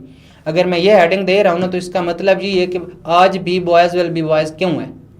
तो ये है लिटरेचर में आप उसको सवाल समझाते हो, एग्जैक्ट जो स्टेटमेंट आई है ये मतलब नहीं है कि वो मेरे लिए हदीस कि मैं उसको कॉपी करता जाऊँ। मैं ये लिखूँगा reasons for existence of patriarchy, या Y in modern world we see the phenomena of boys will be boys, इसका मतलब भी है। उसमें मैं उसको कुछ रीजंस बता दूंगा एग्जिस्टेंस ऑफ पैट्रियार्की, फिर उसको मैं वे फॉरवर्ड दे दूंगा। ये तो हो गया अब एक स्ट्रक्चर। अब चूंकि एब्स्ट्रैक्ट एसेस का कोई स्पेसिफिक स्ट्रक्चर नहीं है एग्जामिनर की तरफ से, तो ये भी चल जाएगा कि अगर मैं 15 पॉइंट्स में उसको सिंपल ये पैट्रियार्की एक्सप्लेन कर दूँ, इंट्रो और कंक्लूजन दे दूँ, और कोई एक जनरल पैरा हिस्ट्री का दे दूँ। अब ये हैं वो स्पेसिफिक टाइप्स ऑफ एसेस जिसमें एग्जामिनर आपसे सख्ती से 2500 वर्ड्स नहीं मांगेगा। तो इसमें आपने बॉयज़ विल बी बॉयज़ में 16 पैराग्राफ भी लिख दिए ना, 14 बॉयज़ विल बी बॉयज़ पे लिख दिया और इंट्रो कंक्लूजन डाल दिया, तो 16 पे भी पास कर देगा आपको। लेकिन एक जो स्पेसिफिक टॉपिक होगा उसमें वो आपसे रियायत नहीं करेगा। इन एक टॉपिक्स में रियायत की गुंजाइश होती है। तो अब ये तो आप पे डिपेंड करता है ना, आप सवाल समझ पाएँ या नहीं। बॉयज़ अब जैसे don't waste water even if you are sitting on a running stream, ये CSS का टॉपिक है, तो उसमें तो वो तो आपसे वाटर की इंपॉर्टेंस पूछ रहा है। तो क्यों वाटर वेस्ट नहीं करना चाहिए, इनडायरेक्टली आप इसको दो तरीके से लिख सकते थे। या लिख दें कि पानी की इंपॉर्टेंस क्या है, या चैलेंजेस लिख दें कि वाटर क्राइसिस जो होता है, पानी अगर वेस्ट हो तो वाटर क्राइसिस के नेगेटिव इम्पैक्ट्स क्या हैं, वो society, politics, economy, culture, national relations, international relations, हर चीज़ पे हैं। अब ये अपेरेंटली एब्स्ट्रैक्ट था, उसमें तो हम तो बड़ी रियल लाइफ इश्यूज लिख रहे थे। और मेरा क्वेश्चन ये है, जी सर मेरा क्वेश्चन ये है कि आप काइंडली इन शॉर्ट ये बता दें कि थीसिस स्टेटमेंट और आउटलाइन किस तरीके से लिखी जाती है, ब्रीफ, बिल्कुल इन शॉर्ट। मैं तो इन शॉर्ट बता दूं, लेकिन आपका क्वेश्चन अभी भी स्पेसिफिक नहीं है, किस तरह लिखी जाती है, क्या मतलब? सर बेसिकली मुझे इस बारे में बिल्कुल नॉलेज नहीं है थीसिस स्टेटमेंट और आउटलाइन के बारे में, तो मैं इसलिए इसका पूछना चाह रहा हूँ। मैं CSS 2026 का अटेम्प्ट दे चुका हूँ, लेकिन मैंने इससे बिल्कुल ठीक, मैं अब आपका सवाल बेटा, जो आउटलाइन है वो हमेशा इस बेस पे बनाई जाती है कि 2 से 3 most relevant dimensions of the question, ये आपकी आउटलाइन की हेडिंग्स बनती हैं। और वो पता कैसे लगाते हैं कि क्वेश्चन है क्या, वो टॉपिक में दिया होता है। समटाइम्स बड़ी आसानी से समझ आ रहा होता है, समटाइम्स मुश्किल से समझ आ रहा होता है। हम जब ऐसे की तैयारी करते हैं ना स्टूडेंट्स, तो जनरली किसी भी इशू का ना हमारा पढ़ने का स्टाइल होता है ये कि ये इशू है क्या, इसकी काजेज़ क्या हैं, इसका वे फॉरवर्ड क्या है इसको हल करने का। जनरली एग्जामिनर जो आपसे टॉपिक पूछता है वो भी इन 2-3 क्वेश्चंस के अंदर रह के ही पूछता है। इस बेस पे आप हेडिंग्स बनाते हैं, उन हेडिंग्स पे आपके नंबर ऑफ पैराग्राफ्स इतने होते हैं कि कलेक्टिवली आप 20 पैराग्राफ लिख लें। थीसिस स्टेटमेंट जो आपने पूछा है, थीसिस स्टेटमेंट सिंपली आप उसको थीसिस स्टेटमेंट में कुछ चंद रेलेवेंट बातें जो आउटलाइन में लिखी हैं वही लिख के देते हैं। ना भी थीसिस स्टेटमेंट लिखें तो सीएसएस में कभी भी थीसिस स्टेटमेंट पास या फेल का क्राइटेरिया ही नहीं है। और इंटरनेशनल रूल्स के मुताबिक आपकी आउटलाइन का पार्ट ही नहीं है थीसिस स्टेटमेंट। आउटलाइन में ऐसी कोई हेडिंग होती ही नहीं है। लेकिन पाकिस्तान में ये प्रैक्टिस है, आप थीसिस स्टेटमेंट लिख दें वो तब पास कर देगा, आप ना लिखें वो तब पास कर देगा। वो इस सोच से नहीं बैठा हुआ कि मैं 4 लाइंस थीसिस स्टेटमेंट की पढ़ूंगा और बच्चे को पास या फेल कर दूंगा। वो आपकी पूरी आउटलाइन पढ़ेगा, पूरा इंट्रो पढ़ेगा, कंक्लूजन पढ़ेगा, इक्का दुक्का पैराग्राफ्स में आपकी लैंग्वेज देखेगा, ओवरऑल चेक करेगा कि कहीं जाके आगे यह काम तो नहीं किया कि इतने इतने पैराग्राफ लिख दिए। तो पूरे आपके ऐसे का एनालिसिस लेगा, फिर पास या फेल का डिसीजन लेगा। सर कहनी सर ये वोकैबुलरी को एक दफ़ा फिर से बता दें क्योंकि सर ये कुछ समझ में नहीं आया। वोकैब 501 बेसिकली ना, वोकैब अगर मैं तैयार करने का आपको सबसे बेहतर तरीका बताऊं तो वो तो है डिक्शनरी, यानी उससे ज़्यादा अच्छा सोर्स हो नहीं कोई सकता। तो मरियम वेबस्टर डिक्शनरी यूज़ करें, कोई भी सोर्स बेशक नेट से डाउनलोड करें जहाँ से आपको 1500 से 2000 वर्ड्स मिल जाएँ, वर्ड्स वो स्टडी करें, या कोई भी ऐसा सोर्स जहाँ ए से लेके जी तक वोकैब की लिस्ट्स बनी हुई हैं, उन लिस्ट्स के आगे सिनोनिम्स और एंटोनिम्स खुद लिखें। ये मोड होगा आपका। सर ये जीआरई ये इसका सर थोड़ा सा बता दें। बेटा जीआरई वोकैब वो वोकैब है जो generally all across the world different tests के लिए इस्तेमाल होती है। जीआरई वोकैब वो वोकैब है जो जनरली कॉमन बुकिश वोकैब नहीं है। ये यूजली इसमें मुश्किल या इनफॉर्मल वर्ड्स होते हैं। मिसाल के तौर पे एक लफ्ज़ है कन्फ्यूज्ड, ये अब डेली लाइफ में यूज़ होता है। इससे थोड़ा बेहतर लफ्ज़ पढ़ेंगे तो वो होगा परप्लेक्स्ड, इससे बेहतर लफ्ज़ पढ़ेंगे तो वो होगा डिस्कम्फिटेड। लेकिन जीआरई उठा के देखेंगे तो वहाँ पे आपको मिलेगा फ्लैबरगस्टेड, डिस्कम्बाब्यूलेटेड। तो ये आप रियल लाइफ में नहीं पढ़ रहे होंगे। सो जब आप डिक्शनरी पढ़ेंगे ना तो ऐसे अनकॉमन वर्ड्स आपके सामने आएंगे जो असल में एग्जामिनर आपको पेपर में देता है, उसकी नीयत फेल करने की है। वो फेल कर इस तरह सकता है ना कि आपको वो अल्फाज दे पेपर में जो जनरली आपने ना पढ़े हों। सो आप डिक्शनरी में इस वजह से जाते हैं कि जो बड़े आसान वर्ड्स हैं वो ना, उनको आपने नहीं तैयार करना। जो अनकॉमन वर्ड्स हैं, जो लीस्ट रेड वर्ड्स हैं, जो लीस्ट रिपीटेड वर्ड्स हैं, उनको आप पढ़ा करते हैं। जीआरई वोकैब सिर्फ फिर हम इसको तैयार करें या भी करें तैयार इसको, क्योंकि ये 20 नंबर का सवाल है और पेपर भी आपका पास या फेल जो है ना वो आपको लग पता जाएगा। अगर आपने ये तैयार ना की तो साल के एंड पे लग पता जाएगा कि इसको करना चाहिए था या नहीं करना चाहिए था। इसको ज़रूर करना है। सर आउटलाइन जो है वो पेपर के स्टार्ट में लिखनी होती है या बीच में भी, मतलब बॉडी पैराग्राफ में भी हम लिख सकते हैं? बॉडी पैराग्राफ में भी लिख सकते हैं। ये बड़ा अच्छा सवाल है, बड़ा अच्छा सवाल है आपका। बिल्कुल लिखें आप। आउटलाइन स्टार्ट में लिखी जाती है। सर मेरा एक और सवाल सर, वैसे तो सर इंग्लिश सर हमारी सही है सर, लेकिन सर प्रैक्टिस भी इतनी ज़्यादा नहीं है, कभी सर ऐसे लिखा नहीं है। खुल के हंस लें मेरा बच्चा, खुल के हंस लें।